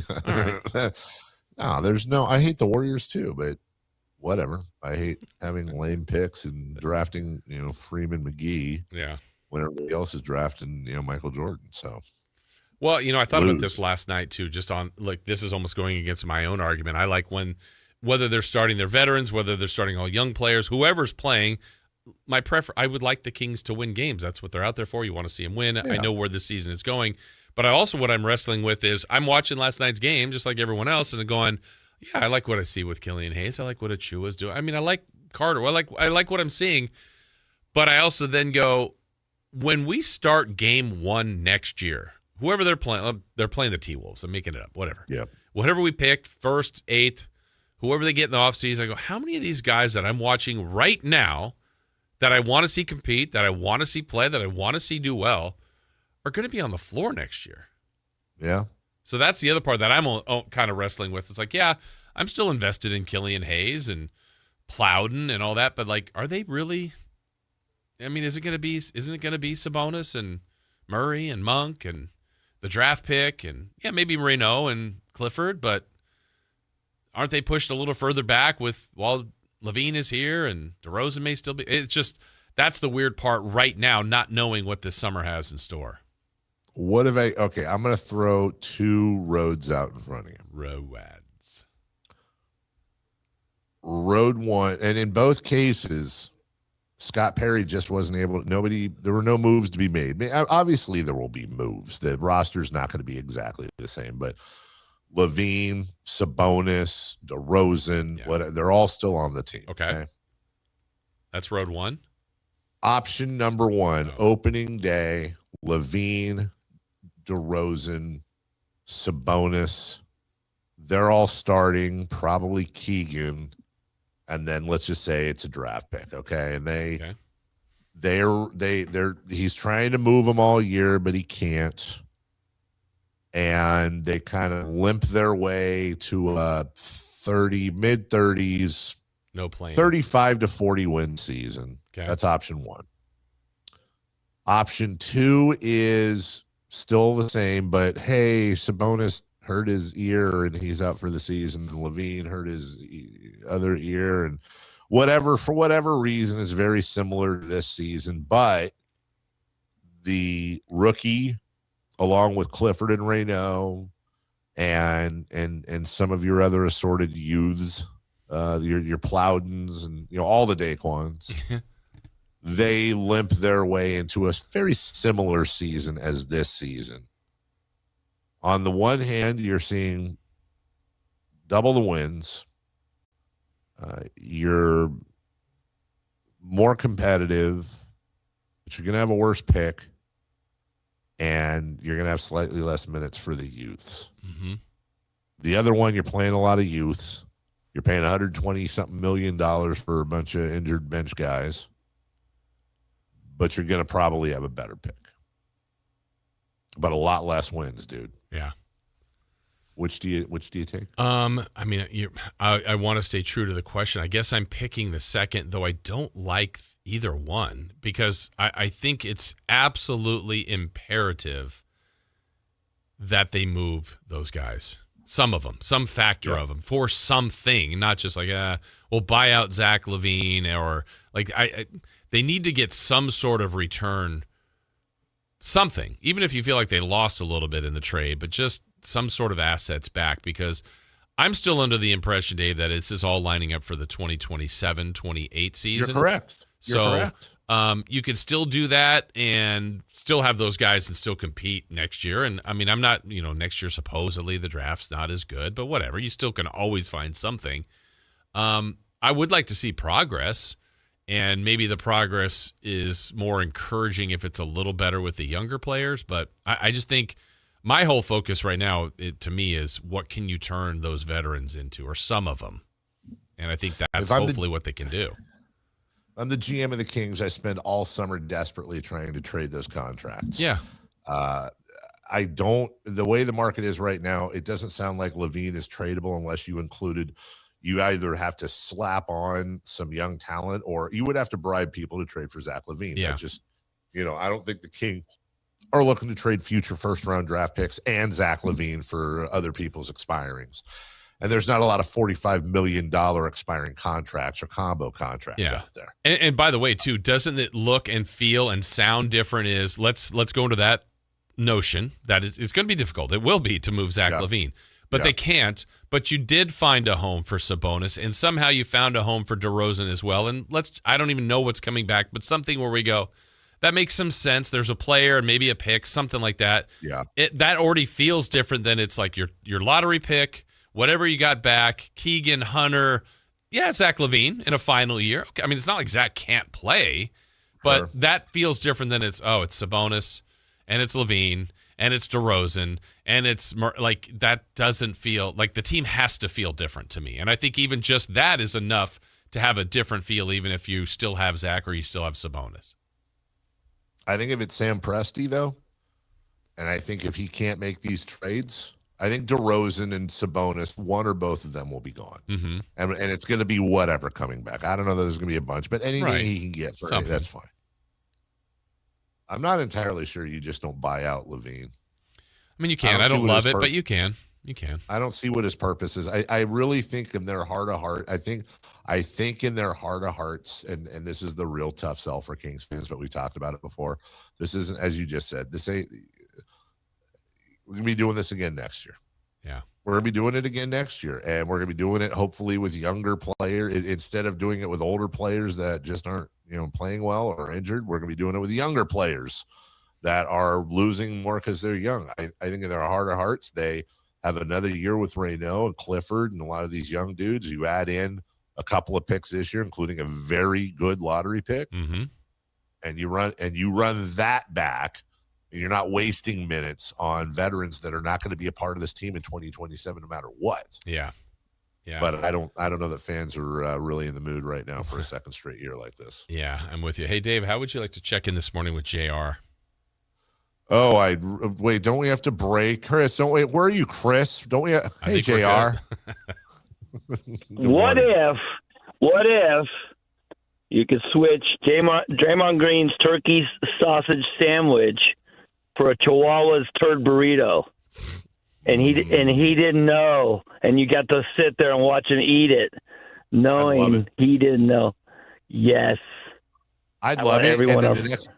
Then the next time he played, I'd be in that section going turd burrito, and no one would know why I was doing it. We're going turkey sausage Friday night, and I you know what? You just put the perfect analogy on Kings. I can't wait another 2 years. I don't know where I'll be. Hell, we don't know if this plant will be around. Come on. You're going to make us wait out that long? I can only go see Jason Ross so many times before I go to the game and tell him, hey, I'm going to hang in for this game. Though I will say this, Stockton Kings back in the finals. Playing for the championship. We got that. Playing for the championship again. Yep, that's an easy arena to get in and out of, right? Yes. Yeah. Hey, Dave, thank you, JR. What if we end up being just like the best summer league and the best G League team in all of the league?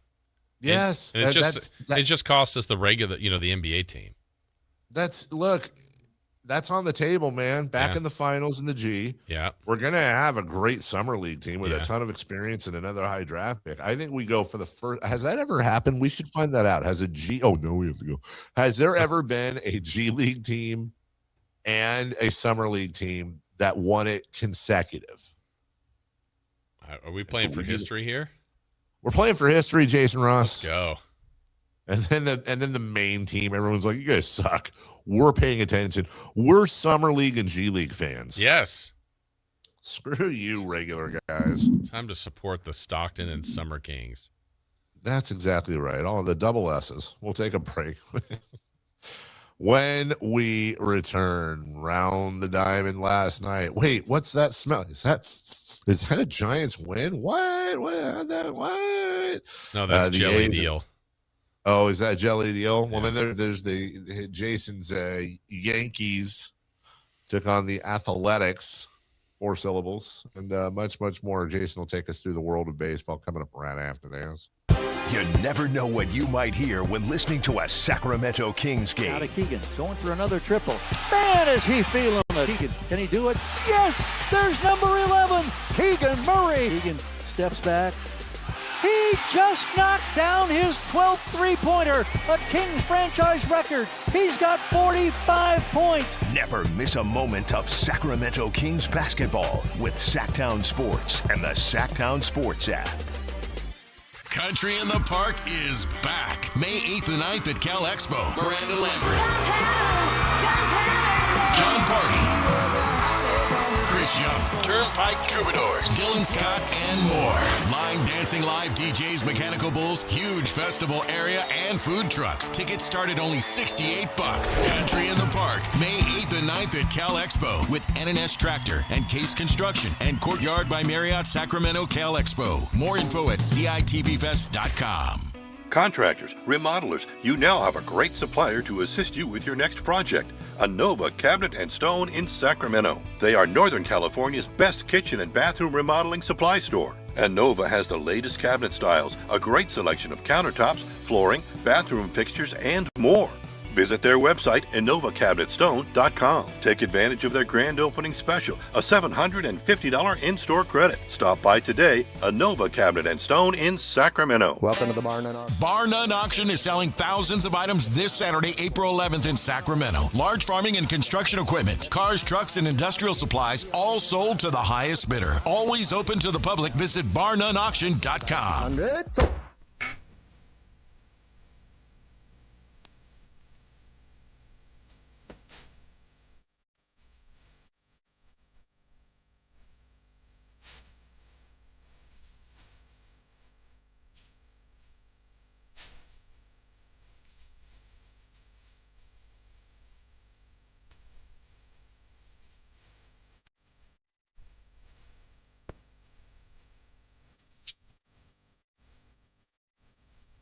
The Carmichael Dave Show with Jason Ross. Call or text at 916-339-1140. On Sactown Sports. Keep Domas and Russ. Move Levine and Depot. Okay. Do you think they'll keep Russ? You what? Do you think they'll keep Russ? I don't know that it's entirely going to be their decision. I mean, if I'm Russ, I don't want to speak for Russ. I'm saying if I was Russ, I would want to go play somewhere that matters. Yeah. But maybe if Russ is like, you know what, I'm in mentor mode now in my career. I actually like the idea of, I want to finish my career here. I want to mentor these young guys, and then I want to be a coach. Like, hey. But I feel like he's not there. Yeah.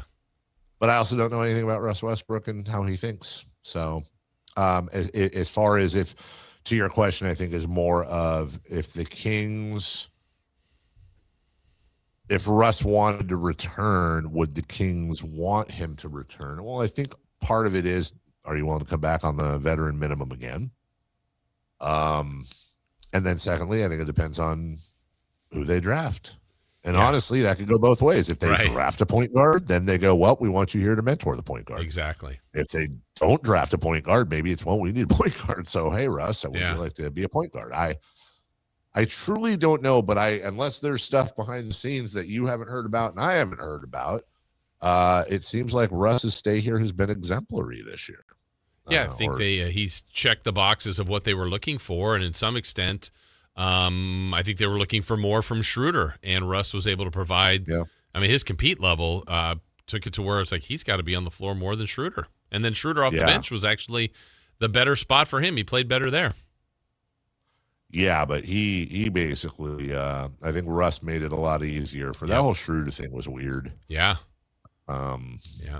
It will be interesting. That is one of those, I don't think it's the most important question to find out, but it certainly is a question worth finding out. One that I don't have a read on it really.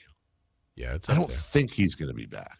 That's where I'm leaning, but I mean, look, you can make the argument, like you said, for either way. Yeah, Yankees beat the Sacletics 5-3. A's fall to 3-7, 1-6 on the road. Jason, is their season over? I don't know, but I'd like to hear this. Okay. Oh. Ball swung on a deep drive. Left field. He's done it again. Down the line. Goodbye. 3-run home run at Rosario. Wow. That was the home run that helped the Yankees come back and beat the A's. Wow. Yeah. You like that, Sacramento? That was mean. Just kind of rubbing it in. Yeah. Not in the fun way that you don't talk about at Dave. parties. Can't believe he did that at all. Yeah. Nicholas Kurtz went 1 for 5 with a couple ribbies. Okay. That make it easier just to say Nicholas. Yes. That's my new thing. Yeah, he's got to start hitting. Rematch of the World Series, Jason. It's been one-sided so far. How about 18-3 combined? 2 games, Dodgers over the Blue Jays. Well, it'd be nice if the Dodgers had a little help on their roster. Oh, wait. They're 9-2. They are 5-0.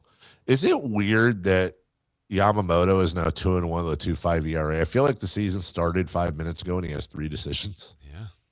It's a little strange. Everyone else is like 1-0, 1-1. He's pitching every other minute. I think he kind of is.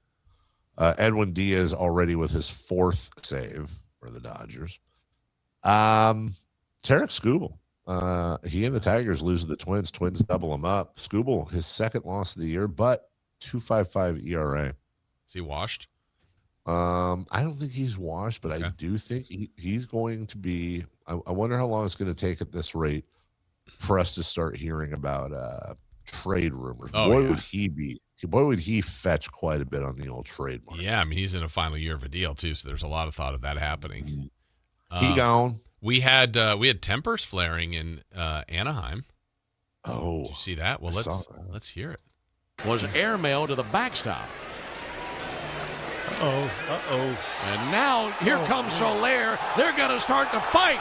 They're throwing blows. We got major differences here as they're throwing haymakers. And now a big pile on the first baseline. Soler was hit by a pitch in the 3rd inning, and we got a riot here in L.A. Here come the bullpen spreading in from left field, and a pile up on the first base line. In the blink of an eye, that turned into a heavyweight bout with Soler and Lopez throwing blows at each other. Who threw the first haymaker and called it that?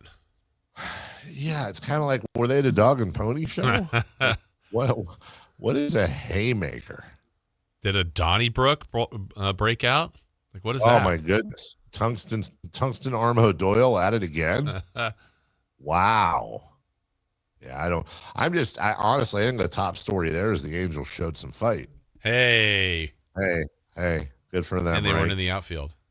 Let me see. Is Mike Trout hurt yet? No, 1 for 5 with a run. I'm a Trout fan.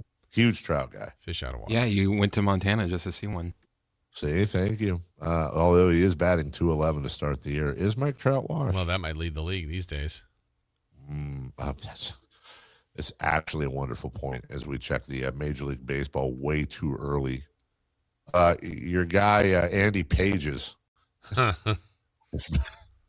I know how it's pronounced. I don't care. Yeah, I love saying it. Andy Pages is great. 452 average. He leads the majors, followed by Chandler Simpson. He was on Friends at 405. How about Bangaliers in a 3-way tie for first and home runs at 5? Who's he tied with? He's tied with Chase DeLauder and Drake Baldwin. Couple of rookies. Then, guys.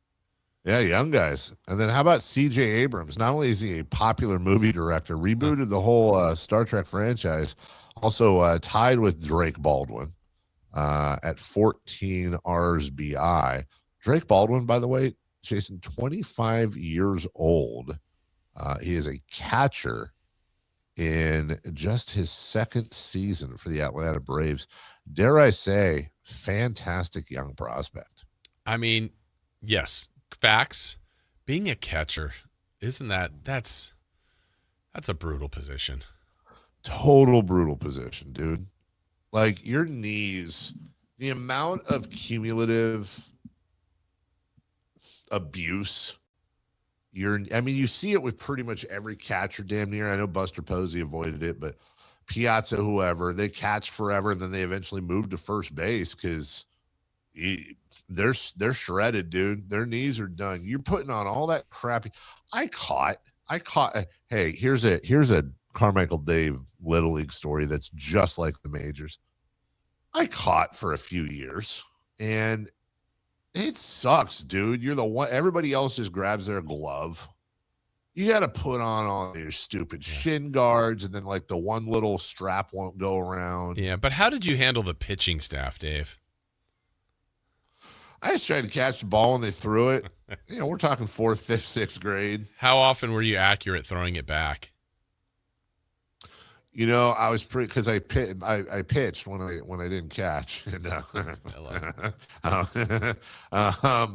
I actually that was the best part. That was my favorite part was throwing, like trying to catch runners stealing and stuff. I don't mind saying it, man. Coming down 4th, 5th, 6th grade. I had a gun. It because of your ADHD that you had to pitch and catch?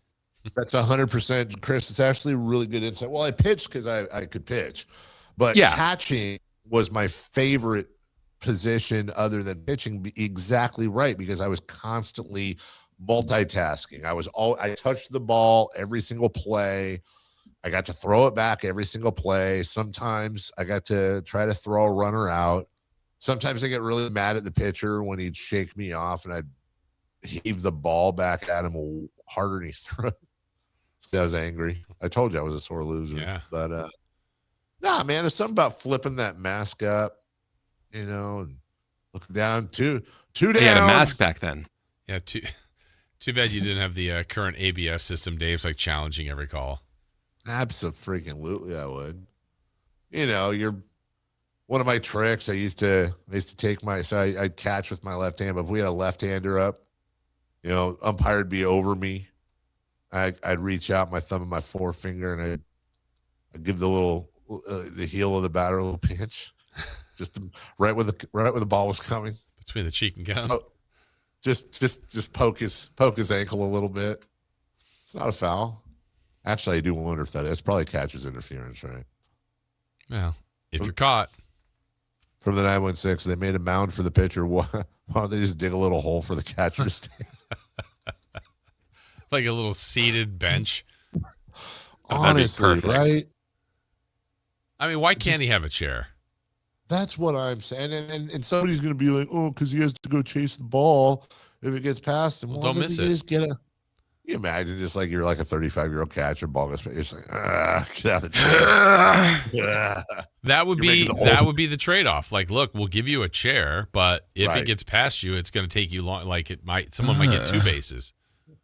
You got one of them big wide catcher's asses. You go to get up and the chair's stuck to your butt.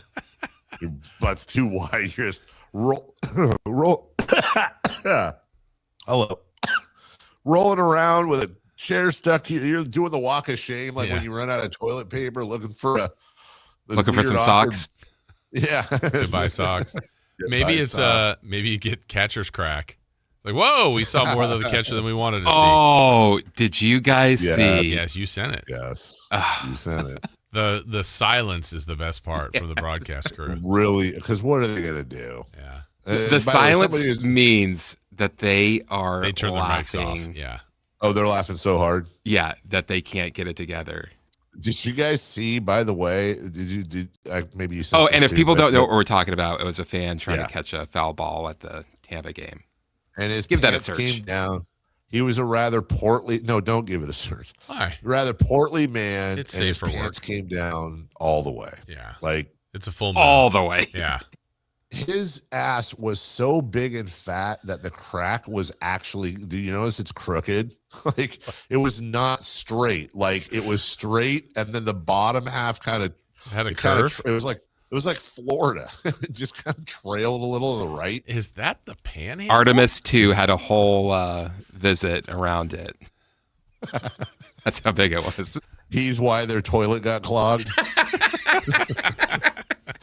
Because I'll guarantee you that dude lays lumber. Yeah. Did you also see what was with the Keegan Murray Golden State Warriors split jerseys? Did you see those? That was the other one Chris sent us. Yeah. What in the cockapoo was that all about? I don't know. I don't know those people, but I don't like them. They didn't look like they had a good time. No, so I'll tell you off air. One of the maybe the best comment I saw. I think I read that too. Did you? I think I wrote it. Do you agree? I can't say it.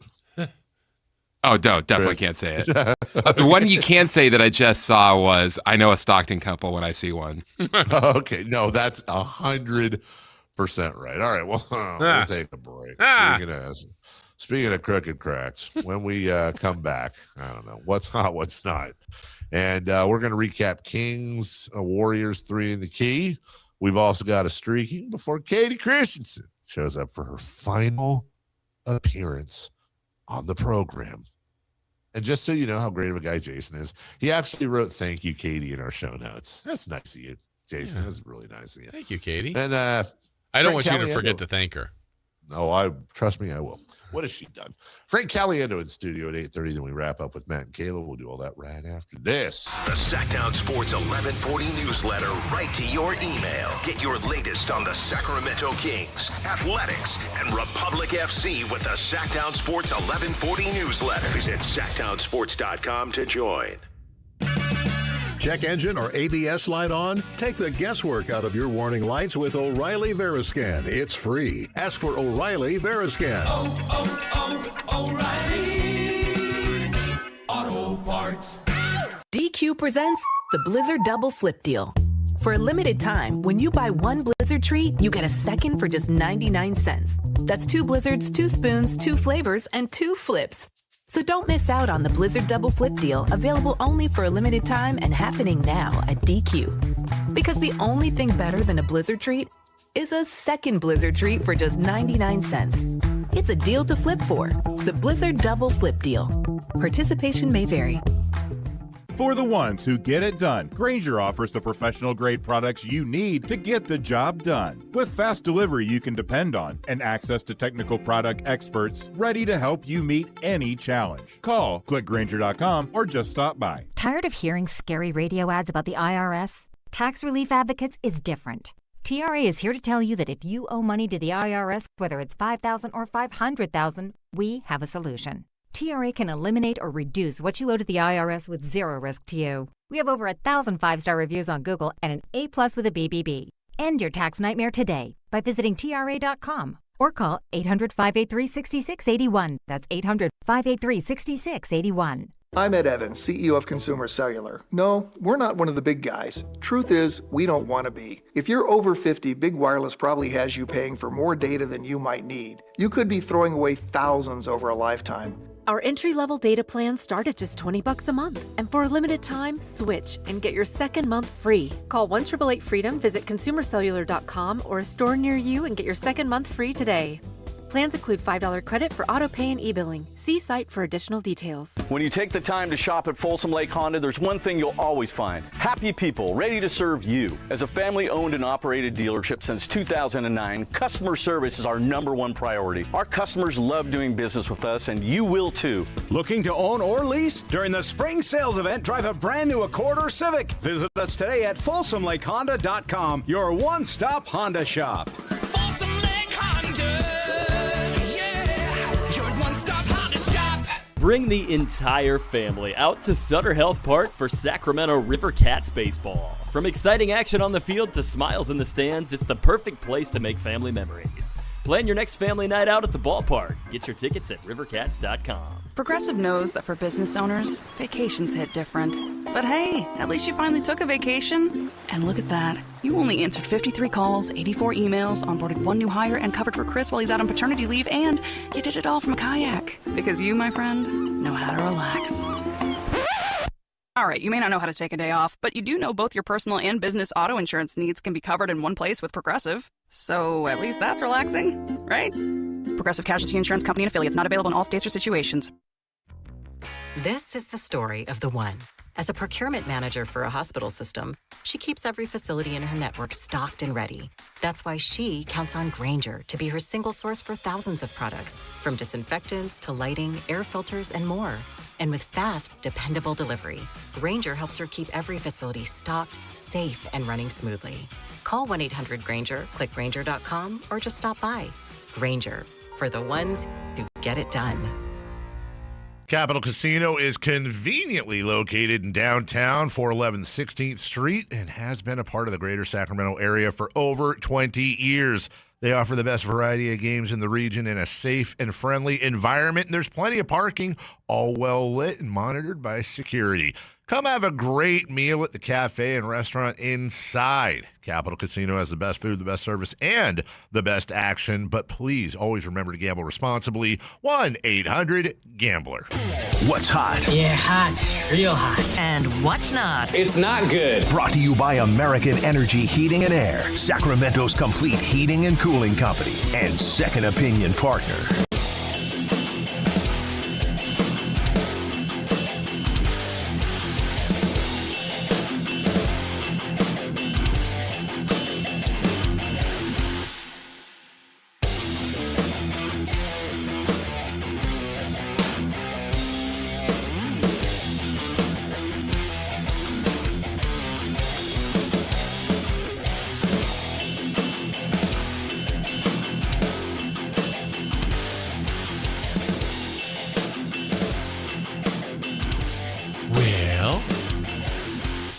Waiting. Is it time, Chris? Sure. To find out who's hot and who's not before we recap 3 in the key and we do streaking. So who is hot? That would be Cooper Flagg. Okay, Coop. In his last 2 games, he has scored 96 points, made 8 threes, has 5 steals, and only 3 turnovers. Very good. Flagg is the first player in NBA history, rookie or otherwise, to have that many points, threes, and steals with so few turnovers in a 2-game span. Huh. Well, is that enough to win him Rookie of the Year? Or is it his college teammate, Knipple? I don't know. We shall find out. So that's who's hot. We have to ask the follow-up question, who's not? Is it Dave? Because we have not seen him. Yeah, where is Dave? Donde está Dave? So who's not? That would be the Los Angeles Lakers. Oh, that's now why. I know. We know why he's missing this. Now I know why he's not here. Dave loves L.A. Dave loves it. They lost to the Oklahoma City Thunder last night, 123-87. Woof. So they lost them by 36 points. I don't know if you remember a couple of days ago when Luka limped out. Yeah. They lost 139-96. That means in their last 2 games against each other, the Thunder have outscored the Lakers 79 points. What? Huh? That's crazy. Who? Well, who's not? That was. I just said who's not the Lakers. I had a 50-50 shot. Sorry, I had a power issue. We're good. Not the other stuff. We're good. Knock on wood. Now you have the power? That's He-Man, dude. You said I have the power. Did you ever watch that growing up? I remember my older cousin watched it. I don't remember much of it. I remember my older cousin. I thought you were doing the song by Snap. I've got the power? Yeah. Did Snap have another hit? Power Station. Rhythm is a dancer. Is that them? Yeah. Was that Snap? Mm-hmm. Aw, Snap. Oh, Snap. So hold on. Snap had Rhythm as a Dancer, and I got the power. And then CNC Music Factory. Oh, they had several. Okay, they had Gonna Make You Sweat. Yeah. Everybody Dance Now. No, not everybody dance now. Did they? Wait, or was that I'm Gonna Make You Sweat? Wait, isn't that? Yeah, I think that's the same song. Okay, and then they had Things That Make You Go, right? And they had Here We Go, Let's Rock and Roll. What? You not know that song? Is that a real hit or a Jason hit? Could be me. Let me see. Hold on, I'm bringing it up. Let's see. Here we go. What happened Here we to go. CNC Here we Music? go. Here we go. Oh. That a movie's all. It's not. Oh, okay. Everybody Is it move. really? Well, is it? And what's it called? Here we go. Let's rock and roll. I think. Well, that's not even in their like top 10. Oh, then maybe I have the wrong one. Here we go. Oh, wait, hold on. Here we go. Speak of the devil. Yeah, here we go. Let's rock and roll. Yeah. Oh, I know that intro. Isn't that Yeah. Van Halen? No. Oh.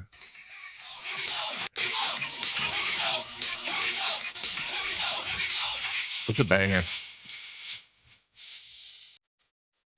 Yeah.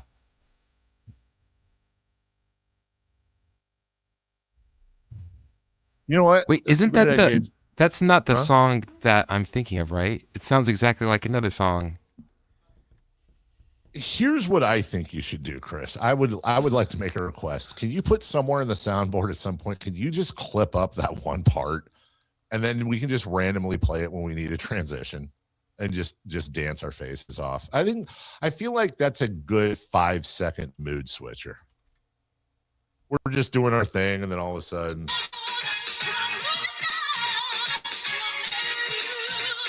Everybody move. That song is used in the movie Man in the House. Of course it is. Oh, yeah. With Jonathan Taylor Thomas and Chevy Chase. Yes. Okay, since we're doing this, I just have one real quick one for you. And Norm from Cheers. I want you to help settle me an argument because I think it might be an English versus American thing. I'm going to play you clips from 2 songs very quickly. I want you to tell me the one that you know more, okay, please? Okay. I'm not going to tell you the artist yet. You may know it, Jason. Let me just go here to the okay, here we go.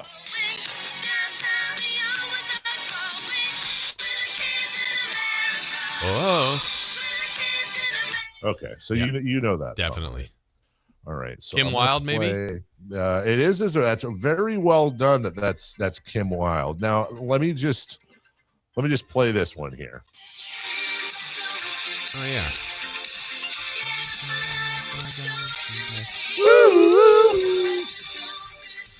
You just keep me hanging on. Which one is more familiar to you? That one. Probably that one. Yes. I think it's 100% that one. Not probably. And yes, it is. I got a bunch of pushback that was by far her bigger hit. And I was like, no, you're high. And then somebody, look, not that this is the end all be all, but Spotify plays Kids in America, 253,700,000. You keep me hanging on, 123 million. Yeah. Like basically less than half. Wow. That's what I'm saying. So I don't hate anybody for anything. Well, Kids in America reached number 2 on the UK singles chart. So it must have been an English thing then, because when they first said Kids in America, honestly, you know what I thought, Jason? What? Kids in America. Bound. I was like, no, that's not it. Huh. It's literally what I thought. I was like, I don't know this song, dude. We still have stuff to clean up, and we will clean it up, but we will take a break. We got to go streaking. We got to recap the 3 in the key, but we're not going to make on her very last appearance for the year. We will not make Katie Christensen wait. She will join us from your Sacramento Kings next. San Francisco 49ers play on Sactown Sports 1140. Touchdown 49ers! Every game on your #1 sports station. Don't miss the action on your local sports leader. Sactown Sports 1140. This is the story of the one. As a safety manager at a manufacturing plant, he does everything he can to keep his coworkers safe. From finding ways to reduce risks to keeping safety supplies in stock. And for that, he relies on Grainger. Grainger offers a broad range of quality products and next-day delivery, so he can always play it safe. Call 1-800-GRAINGER, click Grainger.com, or just stop by. Grainger, for the ones who get it done. What's up? We're talking to Chad Hoblet of Hoblet Dodge Chrysler Jeep Ram in Woodland. What's happening for the Declaration of Deals sales event? There's nothing more American than a Jeep. And with the Declaration of Deals, now is the time to get your hands on a new Jeep Wrangler Willys when you save up to $9,500 off MSRP.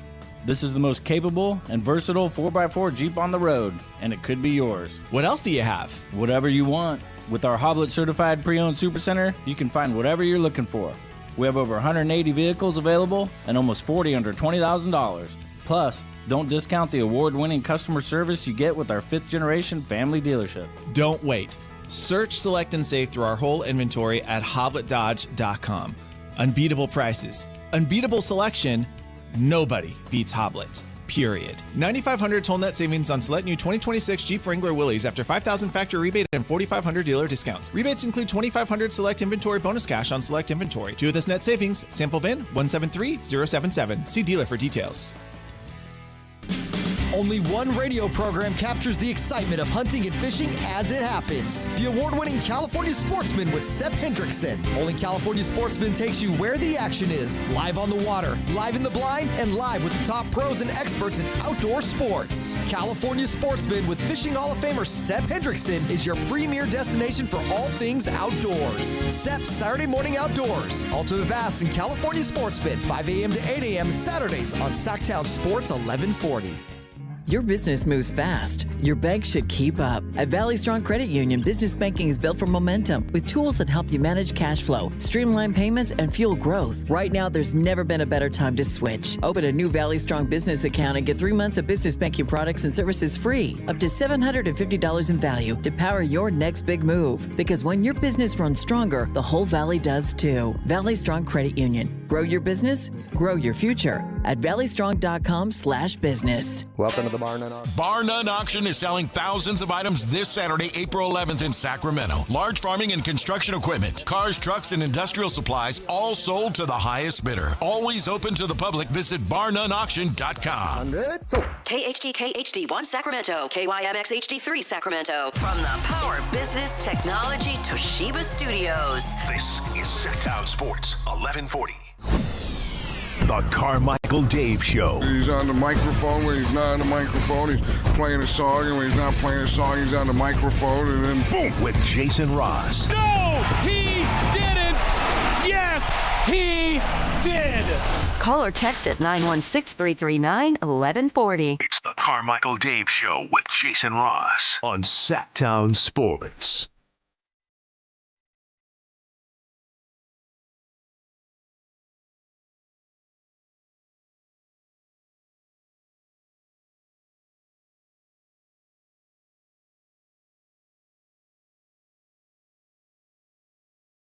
Tell me why.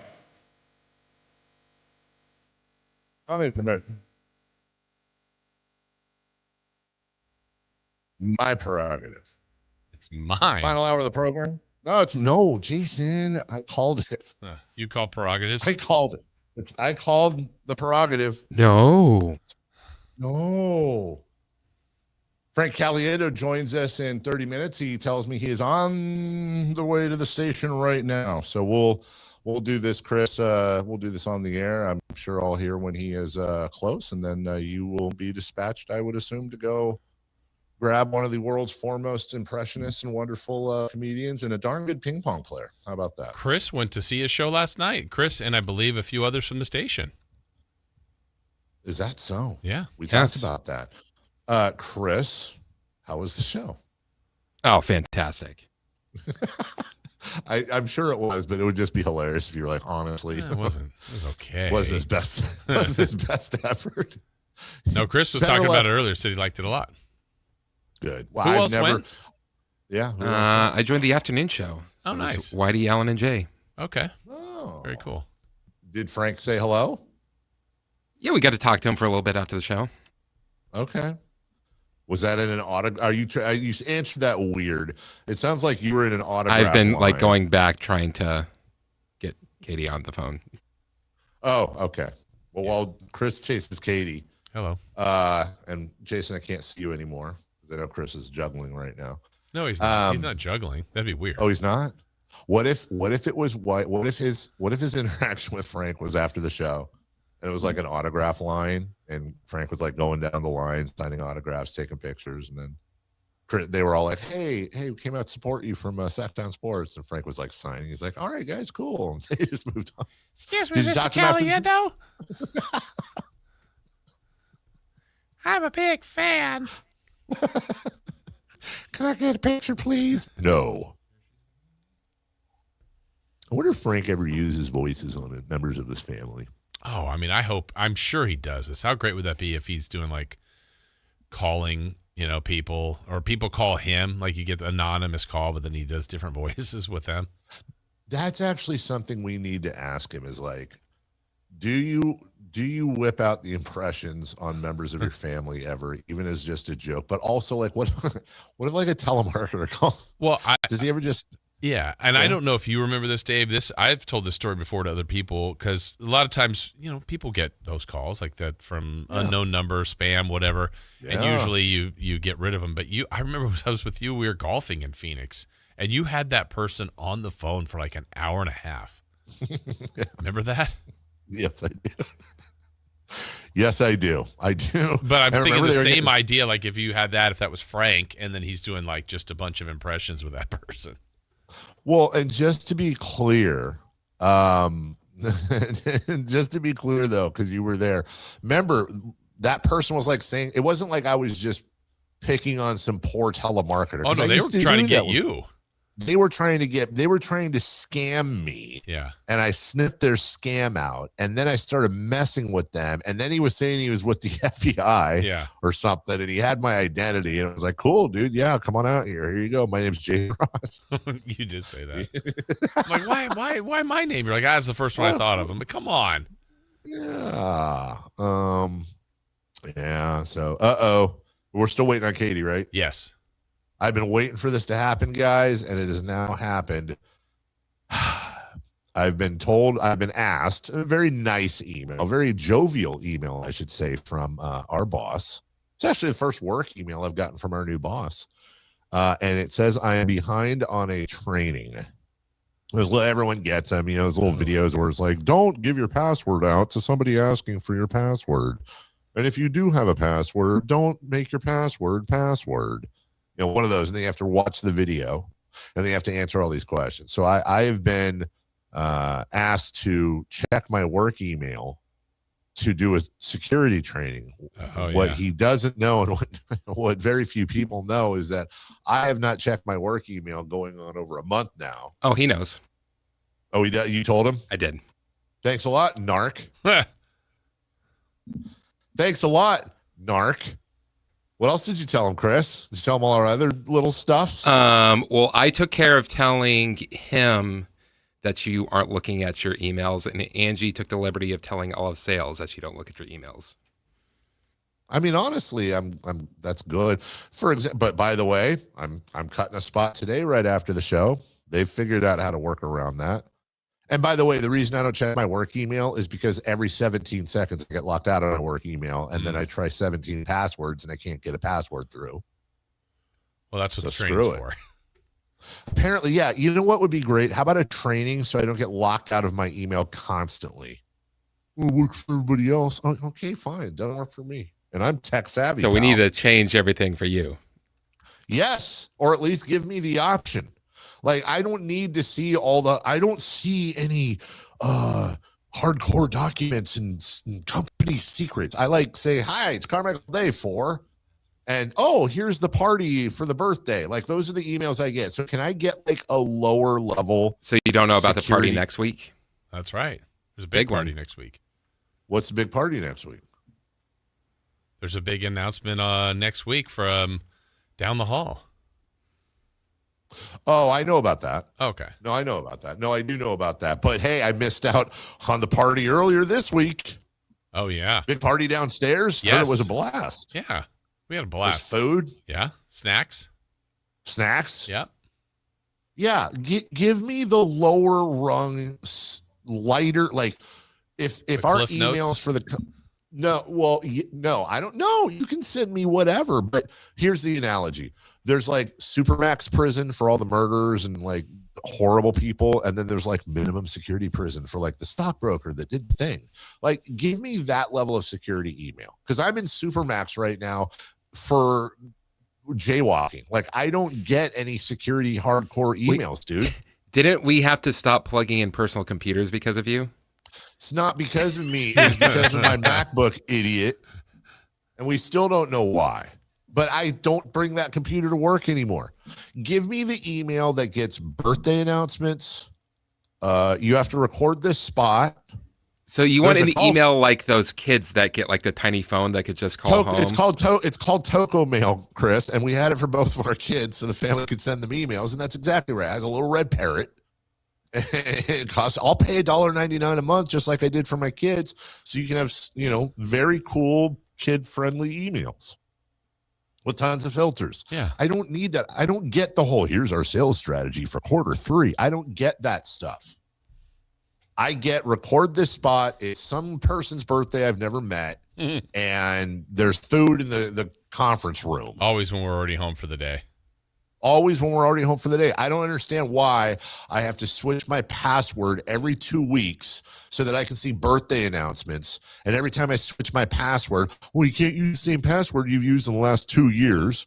And it needs to have a capital letter, a lowercase letter, a punctuation mark, and this was one of them once. You can't have 2 letters or 2 numbers repeat in front of each other. It's like, dude, I have the same password. I'll add your exclamation point. No, it doesn't have to be 14 things. So stupid, dude. So, yeah, I'll do the training. You know what? I wonder if you can forward me the training to one of my regular emails. I don't have any issues with those. I have 4 email accounts, including my work email. I have no issues with the other 3. They don't make you change your password, do they? No.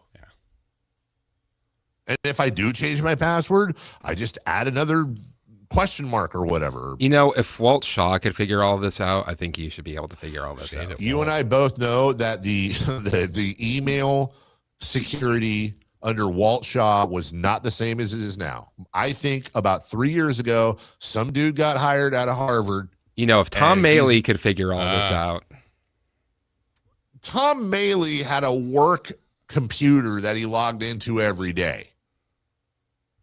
I don't have any of that. I just look at it on my phone. I don't have a computer. I don't have a station login. I don't have an office like the two of you. You both have literal offices of your own with doors that shut. You know what my office is? That little section of table that everyone always throws stuff out from. Chris has a nice office with Manchester City memorabilia and pictures and a Mexican flag, I think, and some mints.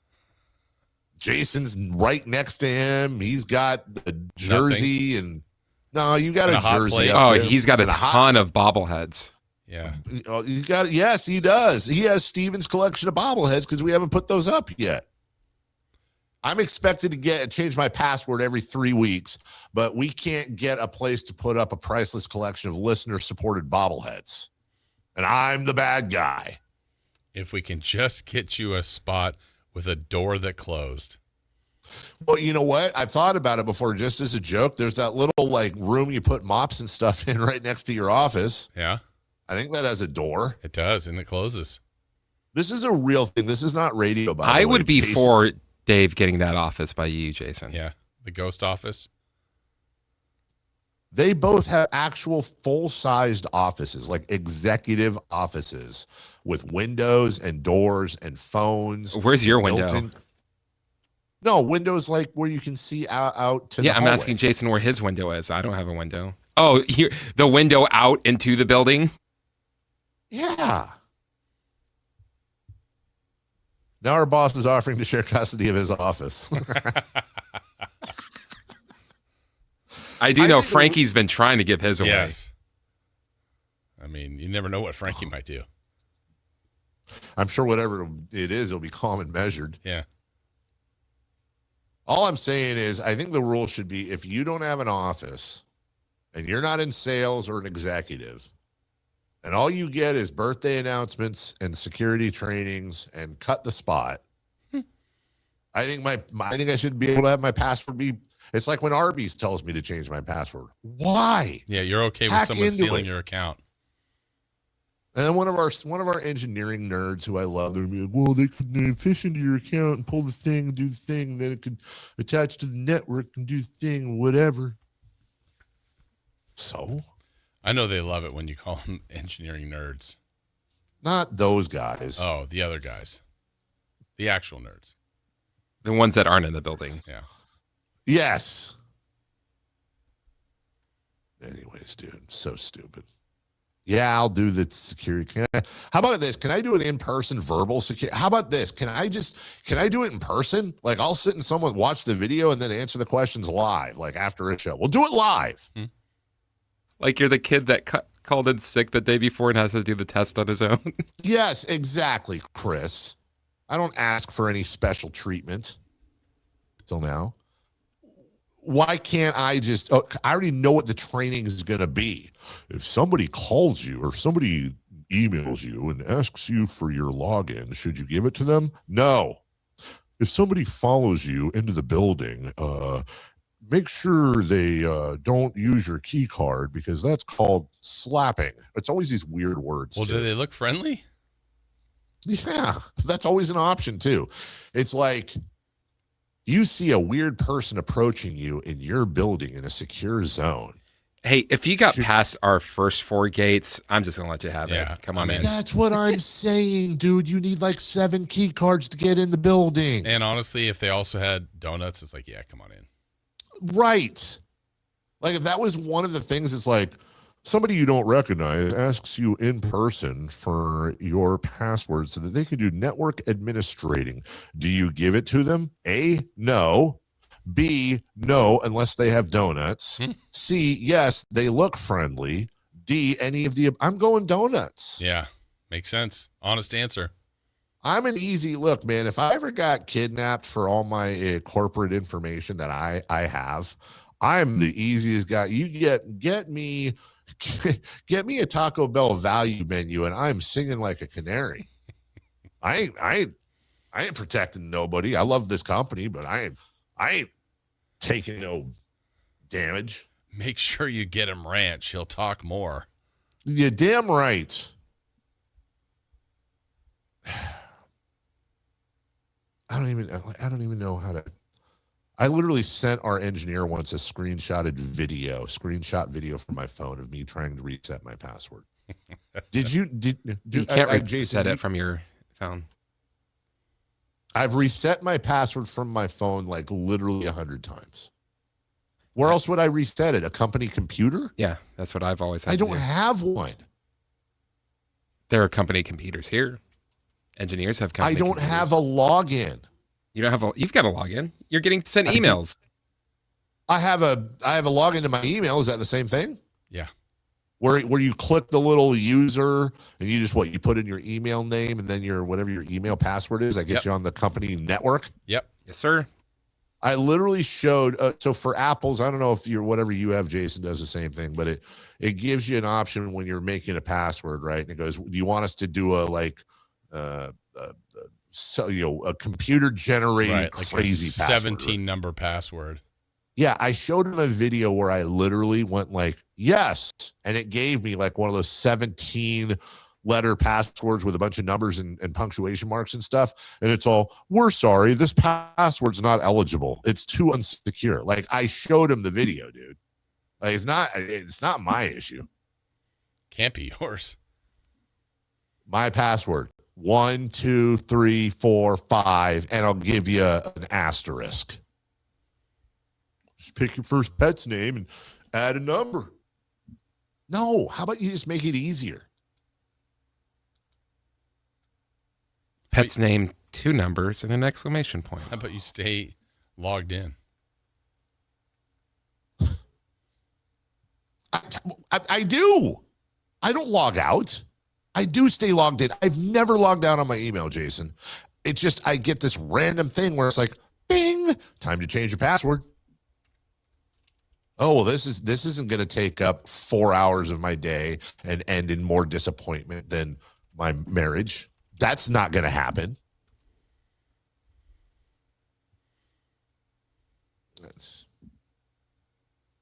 Just send me how about this? How about we just switch to mail? Old school mail, like a stamp? Honest to God, dude. Just send me. You can even leave it in like my little make a little mailbox at the station. Oh, here's a script for you to read. No problem. Hey, it's Freddie's birthday. Hey, there's cake in the office. There's a sale at Penny's. Frank's downstairs. Oh, Chris, he's going. I'm assuming Katie's last appearance was last week. Yeah, apparently. Well, that's why I was saying thank you. We had to make sure we said thank you. Yeah, apparently. Yeah. Did Chris leave? He did. Okay, good. So it's just you and me for the next. By the way, if you guys are wondering why we're talking about email passwords and going off on this, it's because old Katie's, I don't know, she's celebrating her final appearance on the program for the season, but not coming on. Should I text her? I assume Chris did. Yeah, I don't know. I mean, at this point, I think at 9:18, I think we lost. We lost this one, but that doesn't mean we're not going to lose Frank. No. Yeah. But here's the question. Do we, when she inevitably says whatever happened and my phone died or whatever, and I can do it, do we let her make it up or was last week her last appearance, which I wasn't even around for? I'm all for having her another time. She can come on tomorrow or Friday. What say you? It's fine, dude. As long, hey, maybe she can reset my email. She probably can. Is she tech savvy? Probably so. No, she actually is incredibly not tech. Remember, she was raised like in a barn. She can figure everything else out. She's nifty and crafty, but not tech savvy. 100%. No. Katie is. She could probably build a computer better than doing the tech part. I'm not entirely sure, and I'm being dead serious, that I think Katie actually might be better on Survivor than her husband. Like Didn't she want to do it? Yeah, no, she did. Which honestly, if there's ever like husband and wife Survivor, boom, there you go. Win. Yeah. Hey, Mark Burnett, you're welcome. Yeah. But I would say, like, when it comes to like being handy, like Katie painted she painted the garage we turned into a theater room. She painted that. She installed a light. Wow. A light fixture, did a bunch of the wiring. I mean, well, when I say Katie, I mean we teamed up on it. Like, I handed her the stuff. Sure. Like, hey, give me a wrench, okay? That's a big important thing. Yeah. She's on a ladder. Nice. Much like I was. Right. I see your eyes moving. Mine? Yeah, you're Chris looking is back. like you're. Does he have anybody with him? Not just yet, I don't think. He's on his way over from Madison. No, I'm just joking. Oh my God. He sold that well, because I was like, what? He really did, because I thought, honest to God, because Frank and I have been texting about this before. Like, he was asking, like, I'm staying at a hotel near and I'm like, that could be near Madison. Maybe maybe he had the old address, because I think he used to be in with Whitey. Yeah. Maybe he had the old address in his phone, and that was believable. That was incredibly believable. Right. I was already doing the time in my head to be like, okay, so if he races over from Madison. Yeah. By the way, do you think Frank's driving, or does Frank have a guy? We're gonna ask him. We can ask him ourselves. He's getting into his chair. He's getting comfortable. Frank's ready to go. Comfy? That's the high chair. We got Frank the high chair. Yeah. I know. I went the low rider mode. We'll get Frank set up here, Dave. We can have him even before his appearance. And Frank, if you just hit your mic, like on a pre-appearance. I think it's on. Pre-appearance? Yeah, pre-appearance. Preference? Preference? Yes. Dave What's asked the up question. There? Yeah. Yeah. We were wondering. Am I in frame? Is there a camera on me? No, yeah, we'll get there. We're all delayed. Oh, okay. Yeah, we'll get there. Yeah. Frank, I was wondering if you, Chris played a prank on me and said you went to the old studio because he likes pranking me. And I was like, well, is Frank actually driving, or does Frank have a guy or a girl? Well, the one, I don't know which or what gender Patrick Keene is. He opens for me. But part of the deal is I did see him going to an all genders restroom. Huh. Part of the deal is I pay the guys more than the club would pay them, and then they have to drive me around it. So I don't have to think at all. This chair is bothering me. There's a little thing on the right, like by your right hamstring cheek area. How low? Underneath the chair. Is my arm not long enough to the raptor arms? You want this chair instead? Yeah. Yeah, let's just switch chairs. It's bothering me. Look at Frank. Frank needs his chair. I'm going to the old studio. Where the chairs were appropriate. Yeah. Is that better? Yeah, it's too low. Listen, I just have the arguments of my wife right now. Yeah. By the way, did you know that Chris, the producer behind you in our afternoon show, so they went to your what has been, by the way, getting rave reviews, your show yesterday. Thank God, finally. Rave reviews. And I said, did you talk to Frank? And Chris kind of said, yeah, we did after. And it made me think, was there actual interaction with Frank and Alan and Whitey and everybody that was there from the station? Or was it perhaps maybe an autograph line after? And they said, hey, we're here supporting you from the station. And you went, yeah, great, kid, just signed and walked away. No, I asked for autographs from them. Oh, okay. How'd that I go? wanted autographs. It took a while. Yeah. Yeah. We couldn't find a pen. No, it was just saying hello. Like, I'm still the same idiot I've always been. That's why I'm not playing arenas. Whitey gave you a suggestion that was the worst thing insane. I've ever heard in my entire life. Like something, an idea somebody would give you after, walking in the mall, recognizing me and being like, so his idea was, what was it, Morgan Freeman? What was it? Is it Morgan Freeman, George Bush at a multiplex? At a multiplex, not even watching Harry Potter. Yeah, what? Yeah, describe. I don't know. I blocked it out halfway through because normally he has good ideas. This was the worst thing I'd ever heard. Like, what are you talking about? It was so random. Morgan Freeman and George W. Bush at the multiplex discussing Harry Potter, which I think is basically what you said, but I tried to clean it up into one sentence. And which is worse, that idea or John Madden making a morning show appearance but having a serious problem adjusting the height of his chair? I'm going to go with the worst segue in the world. You didn't say Simon Says, first of all. You go in, you got the big chair, and you're like, I don't like the big chair. I'm too big for the big chair. If you got the high chair, I mean, it makes you feel like you should have some type of tray in front of you, and somebody's putting down little parts of, different kinds of food, and you scrap around the food, and then boom, you're throwing the food because you don't like the food anymore. That's what babies do, and I'm not a baby. I'm a big guy. I'm a big kid now. Okay, Frank Caliendo is in the studio. I got to stop now because we do have to take a break. He's nice enough to not only be on time but be early, and that's why he's one of the, if not the best in the business. We're going to tell you a few times. April 8th, that's today, San Francisco, Cobb's Comedy Club.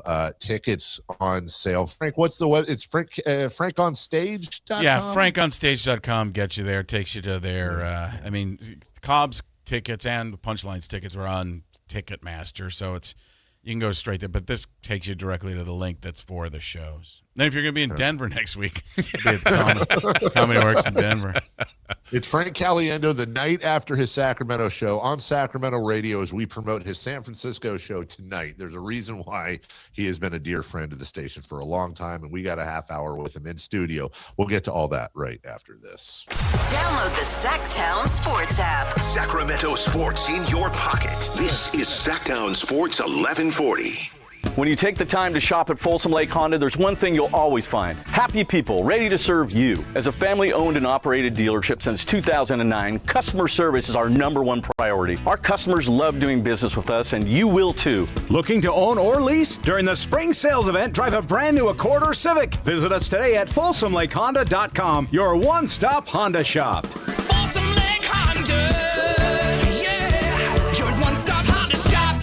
When life calls for a little extra, a kitchen upgrade, paying off debt, or that dream vacation, Valley Strong Credit Union is here to help. With a Valley Strong home equity loan, you can tap into your home's value with competitive rates, flexible terms, and local guidance you can trust. Get approved in as little as 5 minutes, with funding in as few as 5 days. Your goals are within reach. Visit valleystrong.com to get your offer today. Valley Strong Credit Union. Grow your possibilities. Equal housing lender, NMLS number 456506.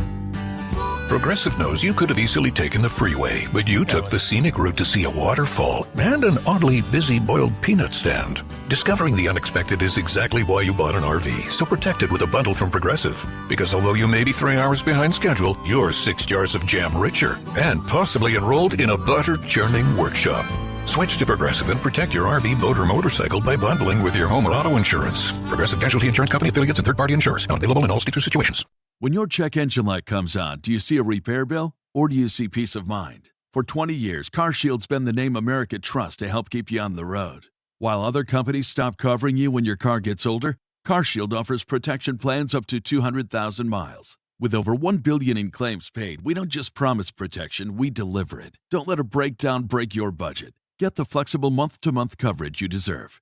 Go to carshield.com. That's carshield.com today. Sunday baseball just got way more fun. Join Dinger's Kids Club with the Sacramento Rivercats. For just $35 all season, kids get a ticket to every Sunday Rivercats home game and tons of fun all season long. Sign up today at rivercats.com. Welcome to the Bar None Auction. Bar None Auction is selling thousands of items this Saturday, April 11th in Sacramento. Large farming and construction equipment, cars, trucks, and industrial supplies, all sold to the highest bidder. Always open to the public. Visit barnoneauction.com. Sacramento! Now you got a place for all things dance. The all-new Energy 100.5 HD2. Where dance music lives. Dance vibes anytime and any place when you get the free Now 100.5 app. Or listen at 100.5 HD2. Capital Casino is conveniently located in downtown, 411 16th Street, and has been a part of the greater Sacramento area for over 20 years. They offer the best variety of games in the region in a safe and friendly environment. And there's plenty of parking, all well lit and monitored by security. Come have a great meal at the cafe and restaurant inside. Capital Casino has the best food, the best service, and the best action. But please always remember to gamble responsibly. 1-800-GAMBLER. Ladies and gentlemen, this is going to be fun. Yeah! It's time for What's on Deck. Brought to you by Trex Decking and Railing.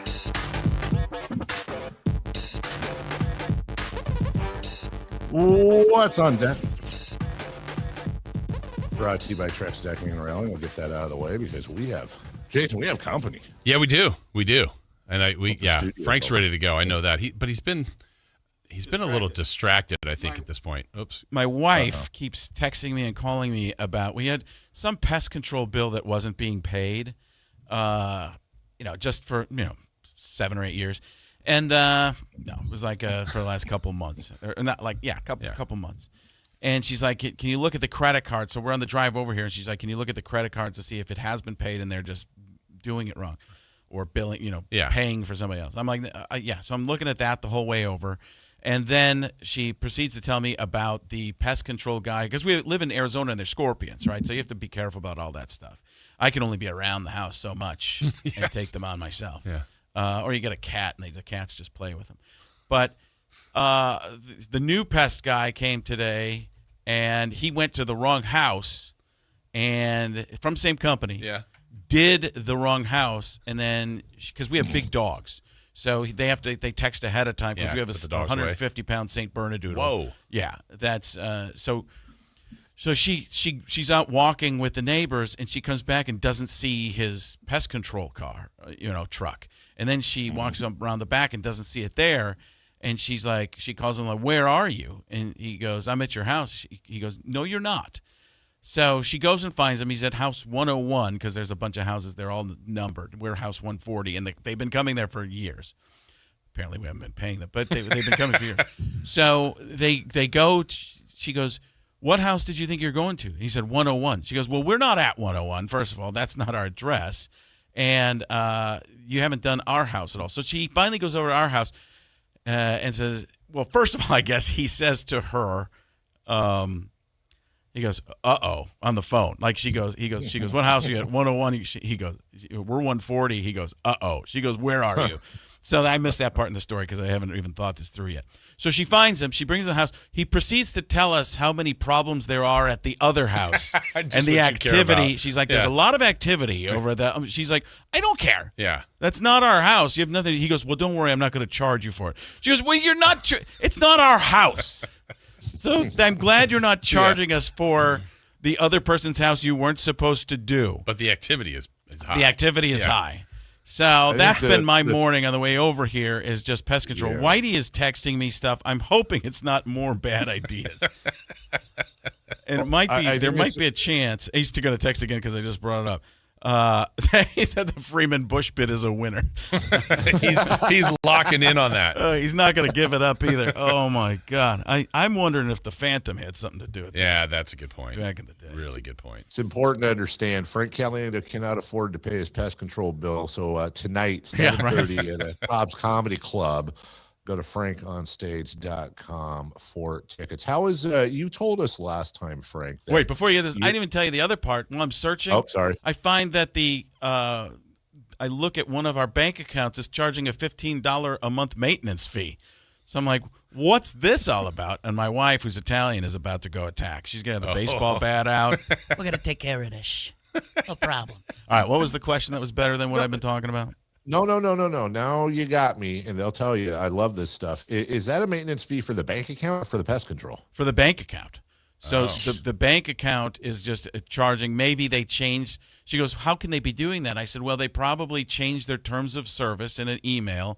Didn't look at it. We went below because they have a trust account, and then we have like this just family account that just sits there.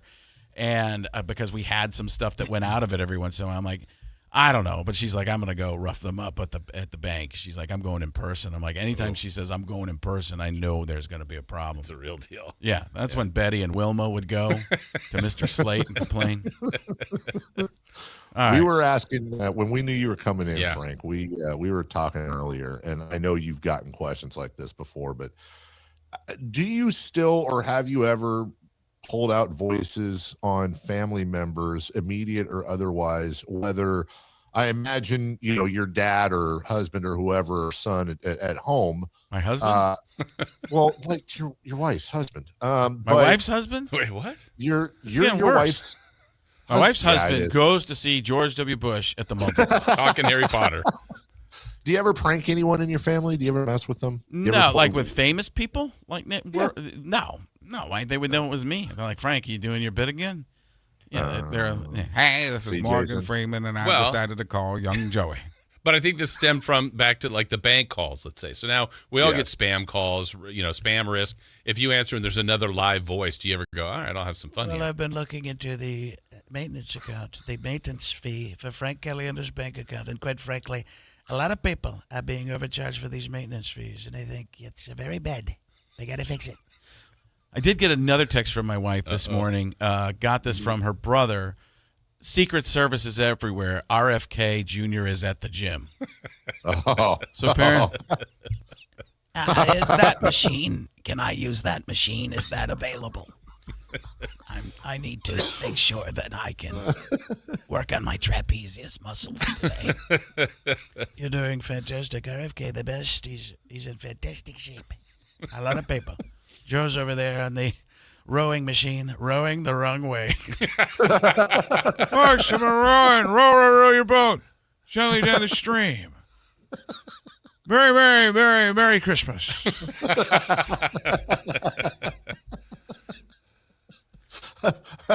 You said I want to be at the multiplex. Folks, come on. I was at the multiplex. Wingardium Fiviosa. Hakuna Potato. A lot of people said, Professor Snape, they said he's a bad guy. I said, he's not a bad guy. Professor Snape, if you talk to him properly, you find out he's been helping Harry Potter the entire time. Sorry to be a spoiler. But I said, Voldemort, we're going to bomb the crap out of you. Frank Caliendo in studio with us. You had mentioned that you don't really go on the classic tours anymore. You just kind of go, right? I got some here, I got some there, and all that. And I know that you are a family guy and you juggle that beautifully. We also mentioned earlier that you are my words, a world-class table tennis player. Oh yeah. Yeah, not world class. I'm not even regional class. It's just the class. Local. Are you we have class? A Papa Shot to the right. Oh, yeah. And so the question was, how would Frank do it Papa Shot? I said, I don't know, but he obviously has really good reflexes. I mean, how would I be a good shooter? Is this you just go for it. Let's see how you do on your first couple of shots. So Frank goes first shot. Well, he missed the first, but he's missed the second. There he goes. He's getting a rhythm now. Whoa. We won't talk about the fourth one. He's shooting the soccer ball. He's shooting the multicolored basketballs. He's firing them all in, Dave. Yeah, he's good. Does he have his headphones on? He has his headphones on. Okay. What if George Bush and Morgan? That's about 800,000. I missed one. Soccer balls and 2 balls. on, man. Kareem. Skyhook. So you have George Bush and Morgan Freeman doing Papa Shot at the multiplex. It's unbelievable. I just made 150 shots in a row. They said, The best shots. The best shots. People have said, I've never seen somebody make so many shots, especially not even the president. I'm doing very quiet because that's Trump as Elmer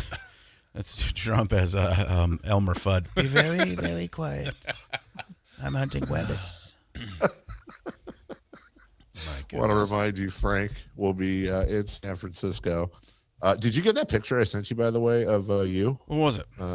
I just texted to you. He's getting all sorts of texts from Whitey, I think. You're being a pro. I understand that. April 8th, that's tonight. That is an aggressive photo. Isn't that kind of I've never seen that photo of you. That's an aggressive photo. It's medium fatness and I don't know. Man, I can tell the level of fatness just based on how the collar doesn't fit around my neck.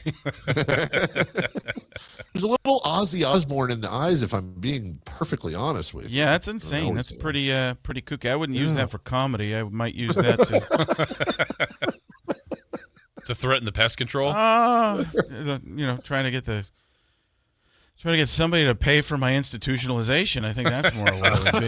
That's what I'm saying. Yeah, that's it doesn't look like Nicholson, but it's Nicholson level crazy eyes. Yes. Yeah, I mean it's God, I got a wide face. Come see this crazy Ozzy Osbourne looking guy tonight do comedy. Yeah, I might make it a sticker. I'll make it a sticker. Maybe an emoji. Sticker, yeah. And send it as emojis. I think that's fun. Ooh, there it is. And it's worse as a sticker. And that's when I realized there was an end credit scene. There's a scene at the end of this thing, man. Hope that Captain America doesn't get run over by a bus. I don't think he can. He's very powerful. We've got the Avengers. That's Frank. We'll take a quick look. This is where it's going to get insane because Frank, not only do we do celebrity birthdays, because we're a morning radio show. Everyone does celebrity birthdays, but also we have our midday show. Oh yeah, come in. It's gonna be a crowded house. Crosstalk. Matt George and Kayla Anderson. So there's about to be. Good thing I'm not in studio because there's about to be 2 more members in the studio. Also Frank, which is Controlled Chaos, and like that. yeah, and then Matt and Kayla. So we're gonna talk about his show coming up tonight because we want you to go out there and see it because he needs to pay his pest bill, and we'll have Matt and Kayla coming in. We'll do all that right after this. Domantas Sabonis plays here. He finds Sabonis. Put the frosting on the cake. Put the cherry on the sundae. Sabonis with a 2-hand flush makes it 114-106. Sactown Sports is your proud home of the Sacramento Kings. Your Toyota's been through a lot with you. Traffic, rain, potholes, you name it. But it keeps showing up mile after mile. So maybe it's time to give a little back. For a limited time at your local Toyota dealer, get 3 new tires and get the 4th for $1. Because a ride that's always there for you deserves to be taken care of. 3 tires, get the 4th for $1? Go on. Treat your Toyota. Deal ends April 30th. Keep your Toyota a Toyota. Restrictions apply. Toyota and Scion vehicles only. See participating Toyota dealers for details. Power Business Technology is proud to be a 100% independent, locally owned and managed Toshiba copier dealer. Local ownership cuts out the red tape, allowing ourselves to never be too busy to personally answer the call when our clients need us. Recognized for excellence in service execution, training, and customer service, we're proud to be named a Toshiba ProMasters Elite Dealer since 2021. Contact us today for all of your business printing needs at 844-POWER-BZ. That's 844-769-3729. Or visit us at powercopiers.com. Pump up the volume. Business moves fast. Orders roll in, deadlines close in. When you ship with USPS Ground Advantage, you can keep up with confidence. Every package stays in our secure network from dock to door. And with nationwide reach, dependable tracking, and upfront affordable pricing, you get built-in peace of mind. You run the business. We run the routes. Visit USPS.com/groundadvantage to learn more. Wesley Financial Group is not a law firm, and Chuck McDowell definitely not an attorney. This is Chuck. If someone talked you into buying something really silly and you want to get out of that silly little thing, my advice, get the facts. Call me and I'll send you our timeshare exit kit absolutely free. Inside, you'll learn how timeshare works and all your options for cancellation. Call Wesley now for your free exit info kit. 800-290-7100. That's 800-290-7100. Contractors, remodelers, you now have a great supplier to assist you with your next project. Anova Cabinet and Stone in Sacramento. They are Northern California's best kitchen and bathroom remodeling supply store. Anova has the latest cabinet styles, a great selection of countertops, flooring, bathroom fixtures, and more. Visit their website, InnovaCabinetStone.com. Take advantage of their grand opening special, a $750 in-store credit. Stop by today, Anova Cabinet and Stone in Sacramento. It's time for the news of the day. The latest headlines, the biggest stories, hard-hitting analysis. This is none of those things. And now, here's Carmichael Dave and Jason Ross. Too much? I think it was too much. That was too much for Frank. Not for Matt, not for Kayla. I'm used to this clapping. Yes. Noise. Frank's like, I was working late. Well, it's not even that. Yeah? I'm old. It's just too much. It's a curmudgeon. Yeah. Do we have Dave? Are you with us? All right. Yes. Andy's show just got better. Raise that. Filling in for Dave, Jim Rome. What do you think about the show? It's a little chaos in here, Jim. Incredible. Controlled chaos, the only kind of chaos. I'm ready for it now. Grab a take. Can you grab a take? Yeah. I'm not sure you can. Why not? And then when I heard this music bed, I was like, what is this? The perfect music bed for Jim Rome. I feel like tiptoeing around in a cartoon version of myself. Incredible. Dude tried to step on one of my pauses. I didn't let it happen. Jim's probably one of my favorite of yours. Yeah. Mm-hmm. That's one of the guys who was downstairs. I don't know if he was an exec or a... He doesn't work here. Okay. Just wandered in. Trying to think of the politically correct word for transient. Yeah. Well, there are some out there. There's a pretty good chance. Yeah. But a person without without home. Without Right. home. Is that what they're making it say? Sure. There we go. Yeah, so but he had said he called out Jim Rome last night because I don't always get to all the impressions people want to hear. So the last 10 minutes, I'm like, or 15, depending. Like, are there any impressions people want to hear? And people start yelling stuff out because I don't always get to like Mel Kiper or something. Oh yeah. Talk about tremendous situation. The end of the day, if you're looking for something to do, grab a former president, a guy who narrates everything. Go and see Harry Potter. Talk about a kid, the boy who lived it. Talk about this guy who was chosen from the beginning. I haven't seen a player like this since LeBron James. I'm not even in that sport. We're talking about a guy, Harry Potter. He's got the mark.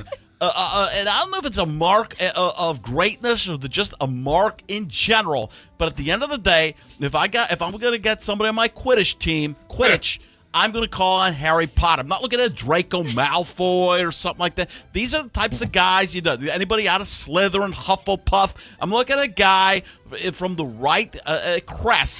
And that's the guy. The house that I'm looking for is not Ravenscroft. Is it Ravenscroft? I don't even know if that's what Harry Potter guy. Yeah. Look, Matt's a big Lord of the Rings. He's a big all of that. Lord of the Rings completely different. We're talking about different. We're talking about Middle Earth. And you look at people that got these big, these hairy giant toes. He's open up. He's got sleeves full of.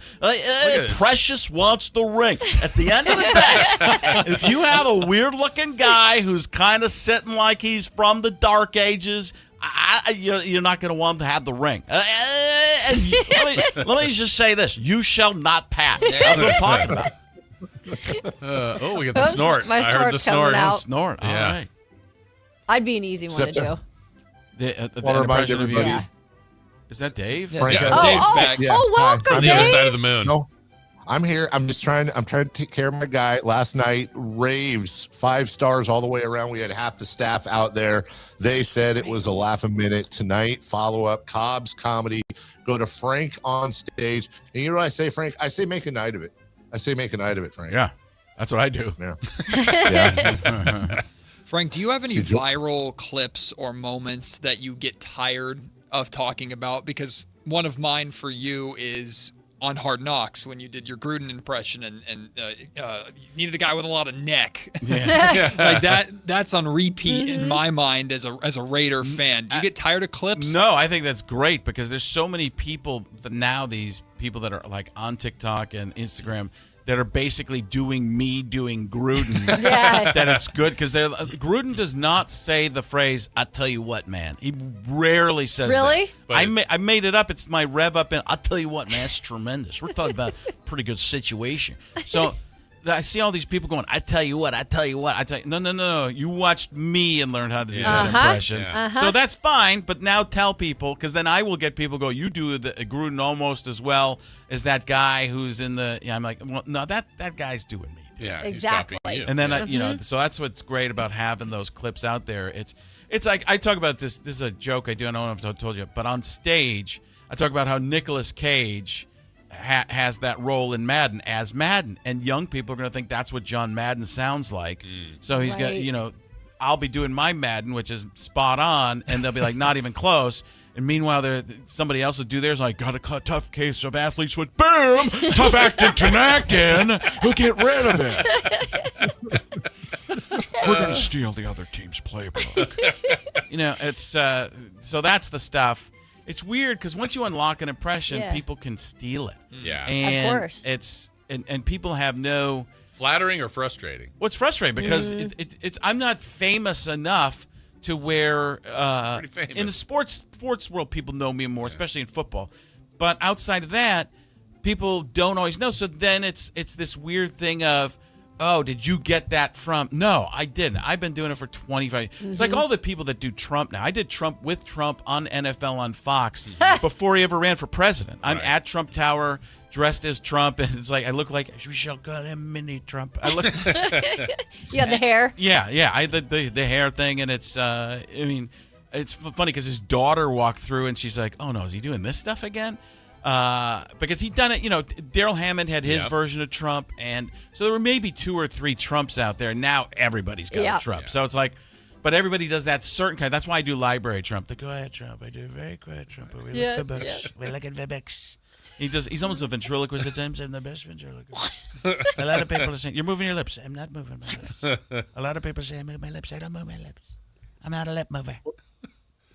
Well, now you have me thinking, and then I know we got to get celebrity birthdays, but Frank, so many great actors have come from comedy. Like, honestly, whether it's Robin Williams or Jamie Foxx or whoever, Jim Carrey, have come from stand-up. That on top of your impressions, like, for example, Jamie Foxx doing Ray is a great example, on and on. If your agent called you and said, hey, and then just pick the impression you'd have that they could pull off with makeup and whatever. We're doing let's say it was Madden. If your agent had called you and said, hey, we want you to play John Madden in the biopic, that sort of semi-serious role, I know he's funny, but it'd be is that something you could pull off? I'd be hard to be Madden because he's so big. Like the whole thing is about how big he is. So there's always something with that makes it more difficult. I don't know if there's anybody. I mean, I'd have to get into the right shape to do like a Robin Williams or something like that. The impressions that I can do that are dead on. But I honestly don't know. I mean, they called me to audition for the part of Howard Cosell in that movie, and I'm like, no, I'm not doing it. Because I don't really do a Howard Cosell. Yeah. I'm going to be in the Mad movie, and Cage is going to be bothering me the whole time. Frank, what should I say here? You're like, I don't want to deal with that. How do you feel, Frank? I just don't feel I'm as good as you. Oh, not right. Maybe you should take the role instead of me. I'm going to drink myself to death.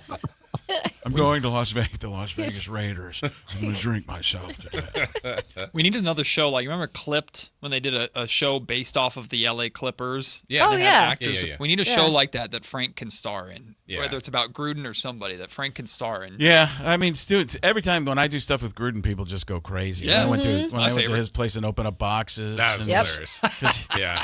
Some fun stuff here, man. He's a character. Oh, yeah. Just like People the- never understood. That's what I mean. His edge has gone a little bit. He's actually become a little humbled by all the stuff that's happened. I Yeah. think Yeah. and made him a more human figure.